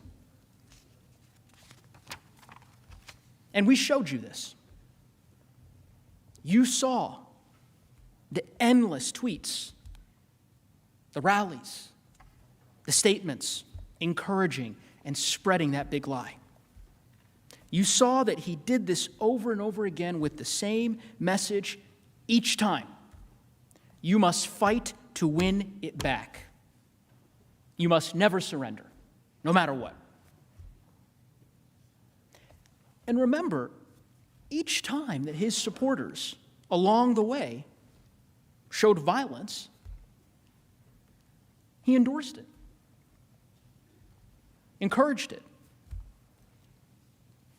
praised it. All part of that same demand to stop the steal and fight like hell. Remember the video that Manager Plaskett showed you from Texas? Some of his supporters encircling a bus of campaign workers on a highway, People easily could have been killed. Easily. What did he do? He tweeted it and made a joke about it at a rally. Called them patriots. Held them out as an example of what it means to stop the steal. When he told his supporters to stop the steal, they took up arms to literally intimidate officials to overturn the election results. You saw the evidence, and so did he. And he welcomed it. And when President Trump attacked Georgia's Secretary of State for certifying the results, his supporters sent death threats. You saw those in great detail from Manager Dean. What did he do? He attacked the election officials further. When his supporters gathered together to have a second Million MAGA rally, that's the rally that Manager Plaskett showed you, a rally about the stolen election, he tweeted that the fight had just begun. What happened next? It's not rocket science. Fights broke out. Stabbings. Serious violence. Now, President Trump, like all of us, he saw what happened at that rally. He saw all the violence, the burnings, the chaos.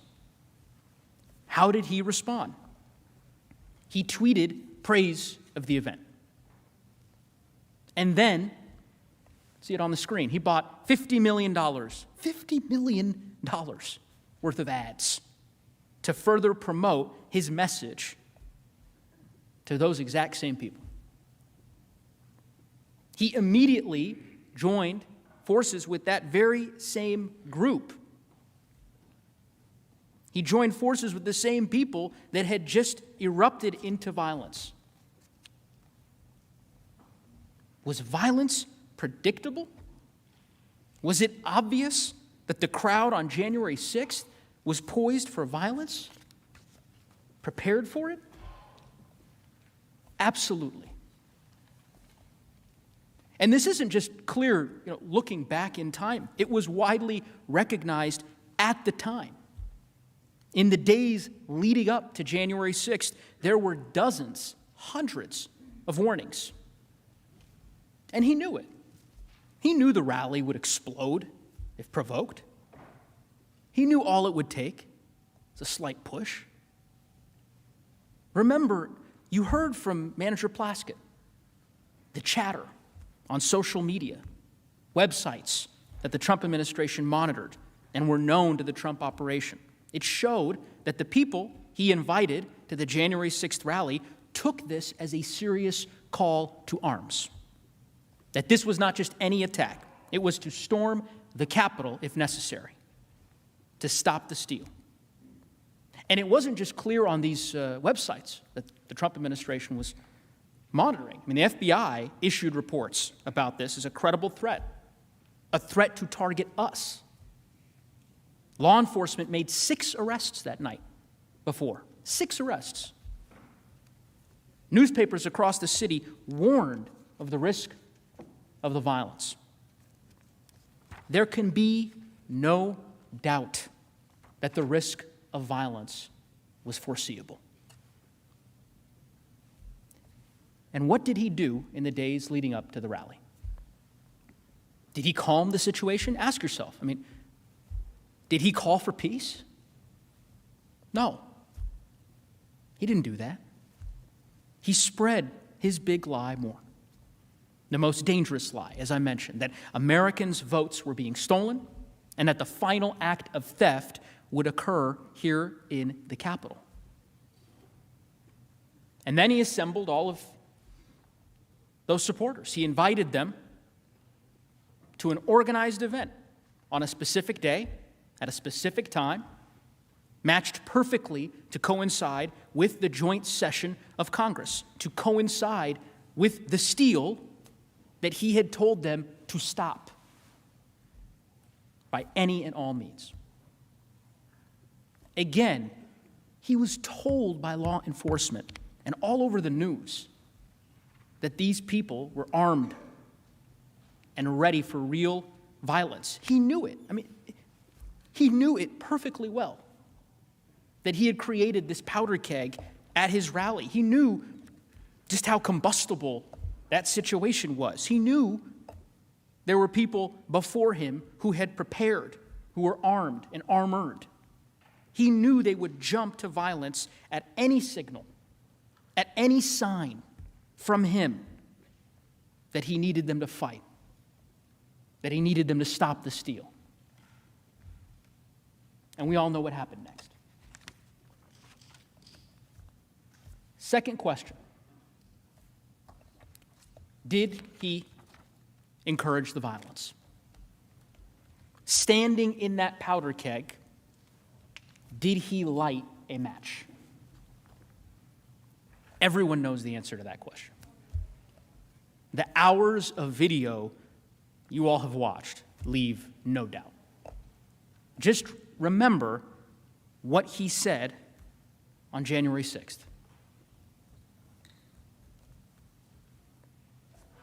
All of us here today do not want to see our election victory stolen. There's never been anything like this. It's a pure theft in American history. Everybody knows it.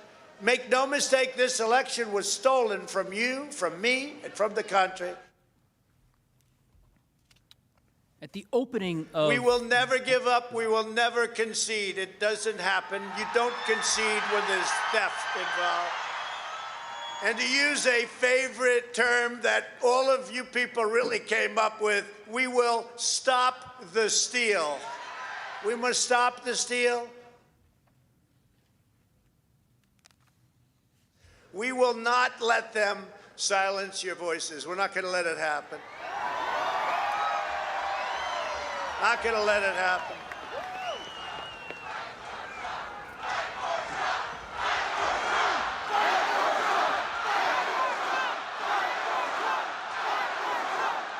Thank you. And you have to get your people to fight, because you'll never take back our country with weakness. You have to show strength, and you have to be strong. And we fight. We fight like hell. And if you don't fight like hell, you're not going to have a country anymore. You may remember at the outset of this trial that I told you you'd hear three phrases over and over and over again. The big lie that the election had been stolen,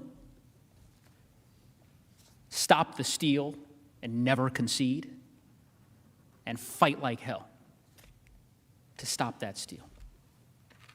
You heard those phrases throughout the course of this trial, video after video, statement after statement, telling his supporters that they should be patriots, to fight hard to stop the steal. And on that day,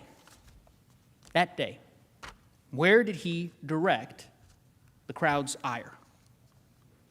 He directed them here, to Congress. He quite literally, at one part of that speech, pointed at us. He told them to fight like hell, and if you don't fight like hell, you're not going to have a country anymore. And here's the thing, that wasn't metaphorical. It wasn't rhetorical. He'd already made it perfectly clear that when he said fight, he meant it. And that when followers, in fact, fought, when they engaged in violence, that he'd praise and honor them as patriots. He implied that it was okay to break the law because the election was being stolen. You heard it. You remember the clip that Manager Dean showed you earlier in this trial. He told them, quote is on the screen, when you catch somebody in a fraud, you're allowed to go by very different rules. Remember how all of his supporters, some of his supporters across social media were treating this as a war, talking about bringing in the cavalry? Well, President Trump made clear what those different rules were. He'd been making it clear for months. So, let's have trial by combat. And Rudy, you did a great job. He's got guts. You know what? He's got guts, unlike a lot of people in the Republican Party. He's got guts. He fights.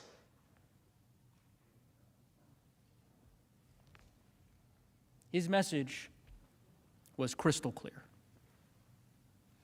And it was understood immediately, instantly, by his followers. And we don't have to guess. We don't have to guess as to how they reacted. We can look at how people reacted to what he said. You saw them. And you saw the violence. It's pretty simple. He said it, and they did it. And we know this because they told us. They told us in real time during the attack. You saw the affidavits, the interviews on social media, on live TV. They were doing this for him because he asked them to. And it wasn't just insurrectionists who confirmed this. Many, many people, including current and former officials, immediately recognized that the president had incited the crowd, that he alone was capable of stopping the violence, that he did this and he had to call it off because he was the only one who could. Let's see what Representative McCarthy, Representative Gallagher, Chris Christie, Representative Kinzinger, and Representative Katko had to say. I could not be sadder or more disappointed with the way our country looks at this very moment. People are getting hurt. Anyone involved in this, if you're hearing me, hearing very loud and clear, this is not the American way. Mr. President, you have got to stop this. You are the only person who can call this off. Call it off. Pretty simple. The president caused this protest to occur. He's the only one who can make it stop. What the president said is not good enough. The president has to come out and tell his supporters to leave the Capitol grounds and to allow the Congress to do their business peacefully. And anything short of that is an abrogation of his responsibility. You know, a guy that knows how to tweet very aggressively on Twitter, puts out one of the weakest statements in one of the saddest days in American history. The president's role in this insurrection is undeniable, both on social media ahead of January 6th and in his speech that day. He deliberately promoted baseless theories, creating a combustible environment of misinformation and division. To allow the President of the United States to incite this attack without consequences is a direct threat to the future of this democracy. Did the president encourage violence? Yes. No doubt that he did. Final question. Did the president act willfully in his actions that encouraged violence? Well, let's look at the facts. He stood before an armed, angry crowd known to be ready for violence at his provocation. And what did he do? He provoked them. He aimed them here, told them to fight like hell. And that's exactly what they did. And his conduct throughout the rest of that terrible day really only confirms that he acted willfully. That he incited the crowd and then engaged in a dereliction of duty while he continued inflaming the violence. And again, we don't have to guess what he thought because he told us. Remember the video he released at 4:17 p.m.? Lead manager Raskin showed that to you yesterday. The one where he said, quote, "We had an election that was stolen from us." Remember the tweet that he put out just a couple hours later, 6:01 p.m. on January 6th. You've seen it many times. You could see it on the slide. That these are the things that happen when a sacred landslide election victory is so unceremoniously and viciously stripped away. That is what he was focused on. Spreading the big lie and praising the mob that attacked us and our government. You heard Manager Cicilline describe reports.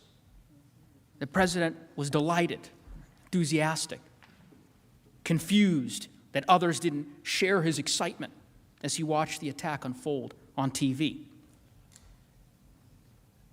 He cared more about pressing his efforts to overturn the election than he did about saving lives, our lives. Look at what President Trump did that day after the rally. It's important. He did virtually nothing. We've seen, Manager Castro mentioned this, that when President Trump wants to stop something, he does so simply, easily, quickly. But aside from 4 tweets and a short clip during the over 5-hour-long attack, he did nothing. On January 6th, he didn't condemn the attack, didn't condemn the attackers, didn't say that he would send help to defend us or defend law enforcement. He didn't react to the violence with shock or horror or dismay as we did. He didn't immediately rush to Twitter and demand in the clearest possible terms that the mob disperse, that they stop it, that they retreat. Instead, he issued messages in the afternoon that sided with them. The insurrectionists who had left police officers battered and bloodied. He reacted exactly the way someone would react if they were delighted, and exactly unlike how a person would react if they were angry at how their followers were acting. Again, ask yourself how many lives would have been saved, how much pain and trauma would have been avoided if he had reacted the way that a president of the United States is supposed to act. There are 2 parts of President Trump's failure here, his dereliction of duty, that I just have to emphasize for a moment. First is what he did to Vice President Mike Pence, the Vice President of the United States of America. His own Vice President was in this building with an armed mob shouting, "Hang him." The same armed mob that set up gallows outside. You saw those pictures. And what did President Trump do? He attacked him more. He singled him out by name. It's honestly hard to fathom. Second, our law enforcement.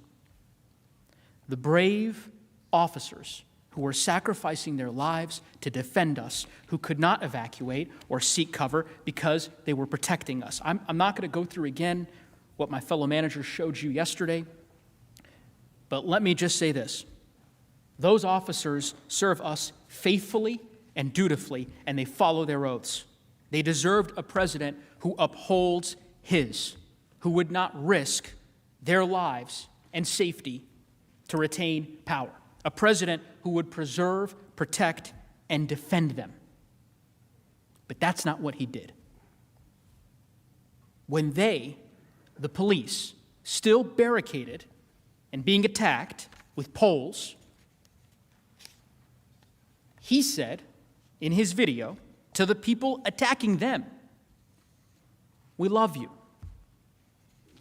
You're very special. What more could we possibly need to know about President Trump's state of mind? Senators, the evidence is clear.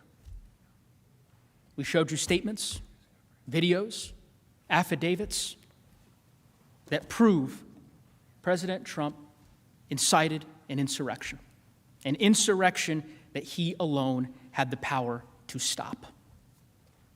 And the fact that he didn't stop it, the fact that he incited a lawless attack and abdicated his duty to defend us from it, the fact that he actually further inflamed that mob, attacking his vice president while assassins were pursuing him in this Capitol, more than requires conviction and disqualification. We humbly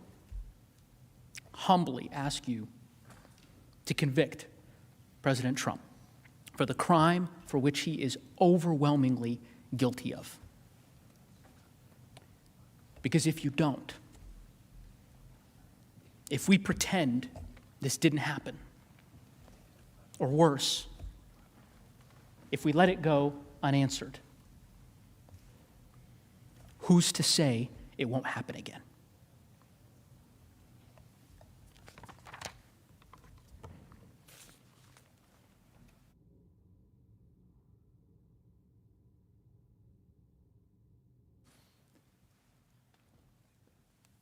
Mr. President, members of the Senate, first of all, thank you for your close attention and seriousness of purpose that you've demonstrated over the last few days. Thank you also for your courtesy to the House managers as we've come over here, strangers in a strange land, to make our case before this distinguished and august body.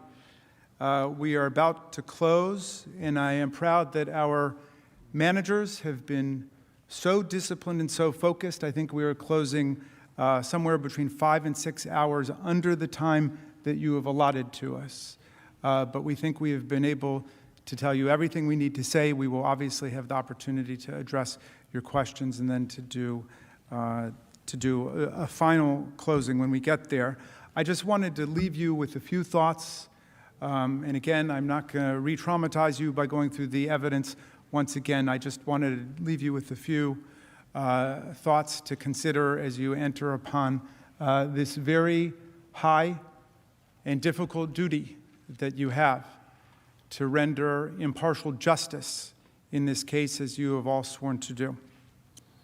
And I wanted to start simply by saying that in the history of humanity, democracy is an extremely rare and fragile and precarious and transitory thing. Abraham Lincoln knew that when he spoke from the battlefield and vowed that government of the people, by the people, and for the people shall not perish from the earth.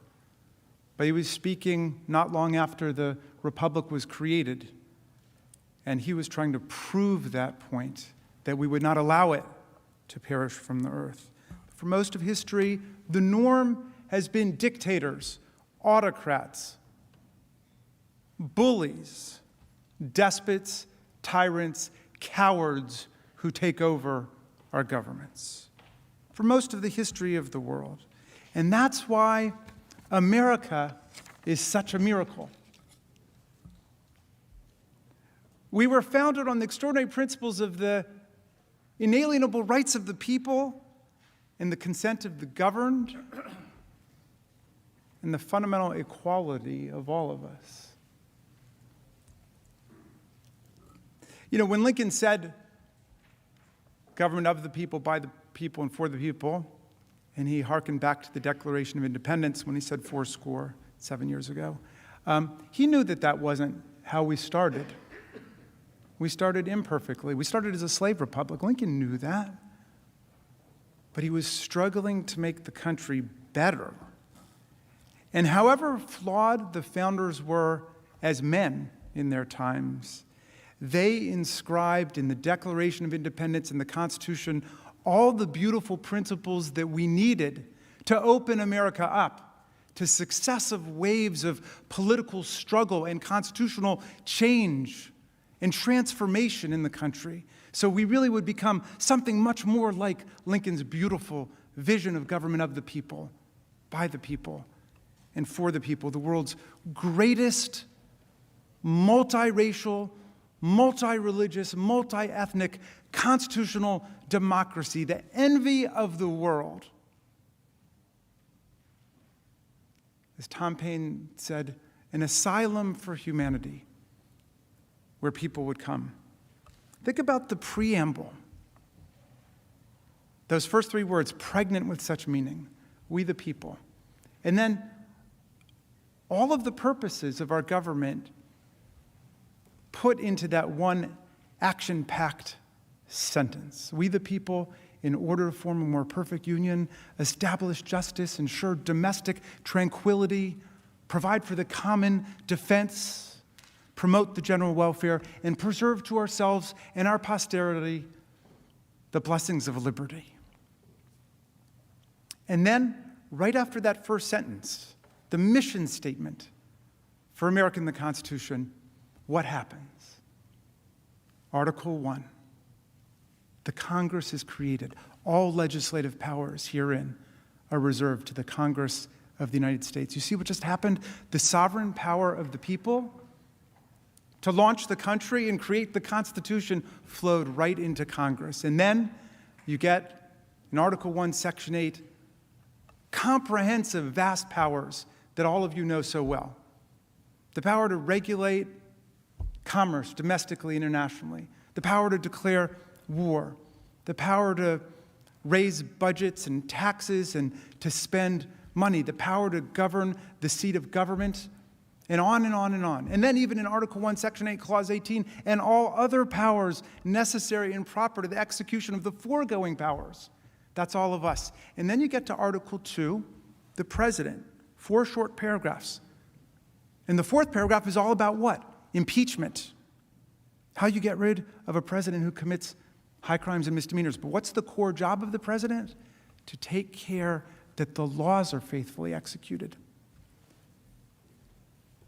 And our framers were so fearful of presidents becoming tyrants and wanting to become kings and despots that they put the oath of office right into the Constitution. They inscribed it into the Constitution to preserve, protect, and defend the Constitution of the United States. We've got the power to impeach the president. The president doesn't have the power to impeach us. Think about that. The popular branch of government has the power to impeach the president. The president does not have the power to impeach us. And as I said before, all of us who aspire and attain to public office are nothing but the servants of the people. And the way the framers would have it is the moment that we no longer acted as servants of the people, but as masters of the people, as violators of the people's rights, that was the time to impeach, remove, convict, disqualify, start all over again. Because the interests of the people are so much greater than the interests of one person. Any one person, even the greatest person in the country. The interests of the people are what count. Now, when we sit down and we close, our distinguished counterparts, the defense counsel, who have waited very patiently, and thank you, will stand up and seek to defend the president's conduct on the facts, which I think they will. It has already been decided by the Senate on Tuesday that the Senate has constitutional jurisdiction over this impeachment case brought to you by the United States House of Representatives. So we've put that jurisdictional constitutional issue to bed. It is over. It's already been voted on. This is a trial on the facts of what happened. An incitement, as we said, is a fact-intensive investigation and judgment that each of you will have to make. We've made our very best effort to set forth every single relevant fact that we know in the most objective and honest light. We trust and we hope that the defense will understand the constitutional gravity and solemnity of this trial by focusing like a laser beam on the facts and not return to the constitutional argument that's already been decided by the Senate. Just as a defense lawyer who loses a motion to dismiss on a constitutional basis in a criminal case must let that go and then focus on the facts which are being presented by the prosecutors in detail, they must let this constitutional jurisdictional argument go. Not just because it's frivolous and wrong, as nearly every expert scholar in America opined, but because it's not relevant to the jury's consideration of the facts of the case. So our friends must work to answer all of the overwhelming, detailed, specific, factual, and documentary evidence we have introduced of the president's clear and overwhelming guilt in inciting violent insurrection against the Union. Now, Donald Trump last week turned down our invitation to come testify about his actions, and therefore we've not been able to ask him any questions directly as of this point. Therefore, during the course of their 16-hour allotted presentation, we would pose these preliminary questions to his lawyers, which I think are on everyone's minds right now, in which we would have asked Mr. Trump himself if he had chosen to come and testify about his actions and inactions when we invited him last week. One, why did President Trump not tell his supporters to stop the attack on the Capitol as soon as he learned of it? Why did President Trump do nothing to stop the attack for at least 2 hours after the attack began? As our constitutional commander-in-chief, why did he do nothing to send help to our overwhelmed and besieged law enforcement officers for at least 2 hours on January 16th after the attack began? On January 6th, why did President Trump not at any point that day condemn the violent insurrection and the insurrectionists? And I'll add a legal question that I hope his distinguished counsel will address. If a president did invite a violent insurrection against our government, as of course we allege and think we've proven in this case, but just in general, if a president incited a violent insurrection against our government, would that be a high crime and misdemeanor? Can we all agree at least on that? Senators, I've talked a lot about common sense in this trial because I believe that's all you need to arrive at the right answer here. You know, when Tom Paine wrote Common Sense, the pamphlet that launched the American Revolution, he said that common sense really meant two different things. One, common sense is the understanding that we all have without advanced learning and education. Common sense is the sense accessible to everybody, but common sense is also the sense that we all have in common as a community. Senators, America, we need to exercise our common sense about what happened. Let's not get caught up in a lot of outlandish lawyers' theories here. Exercise your common sense about what just took place in our country. Tom Paine wasn't an American, as you know, but he came over to help us in our great revolutionary struggle against the kings and queens and the tyrants. And in 1776, in the crisis, he wrote these beautiful words. It was a very tough time for the country. People didn't know which way things were going to go. Were we going to win? Against all hope? Because for most of the rest of human history, it had been the kings and the queens and the tyrants and the nobles lording it over the common people. Could political self-government work in America was the question. And Paine wrote this pamphlet called The Crisis, and in it he said these beautiful words. And with your permission, I'm going to update the language a little bit, pursuant to a suggestion of Speaker Pelosi, so as not to offend modern sensibilities, okay? But he said, these are the times that try men and women's souls. These are the times that try men and women's souls. The summer soldier and the sunshine patriot will shrink at this moment from the service of their cause and their country. But everyone who stands with us now will win the love and the favor and the affection of every man and every woman for all time. Tyranny, like hell, is not easily conquered, but we have this saving consolation. The more difficult the struggle, the more glorious in the end will be our victory. Good luck in your deliberations.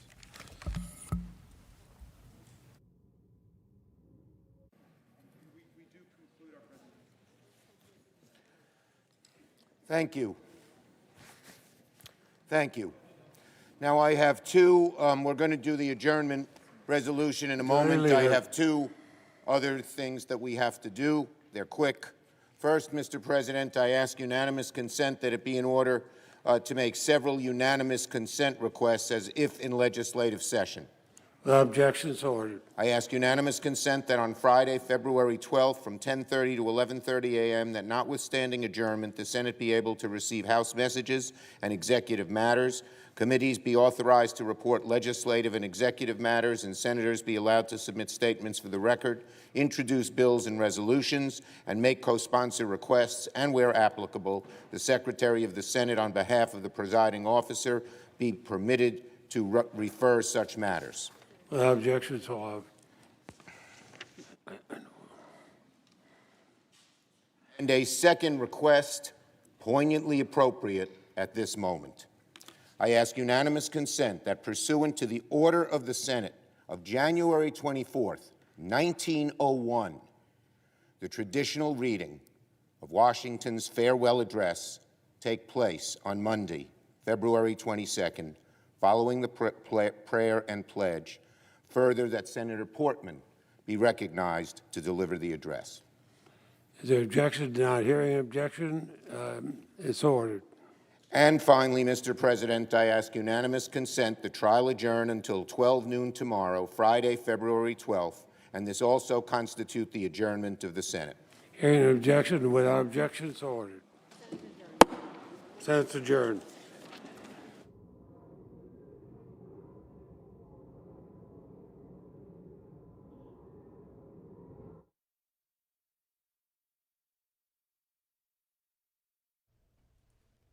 House impeachment managers have concluded their case against former President Donald Trump in the impeachment trial, ending some 5 hours.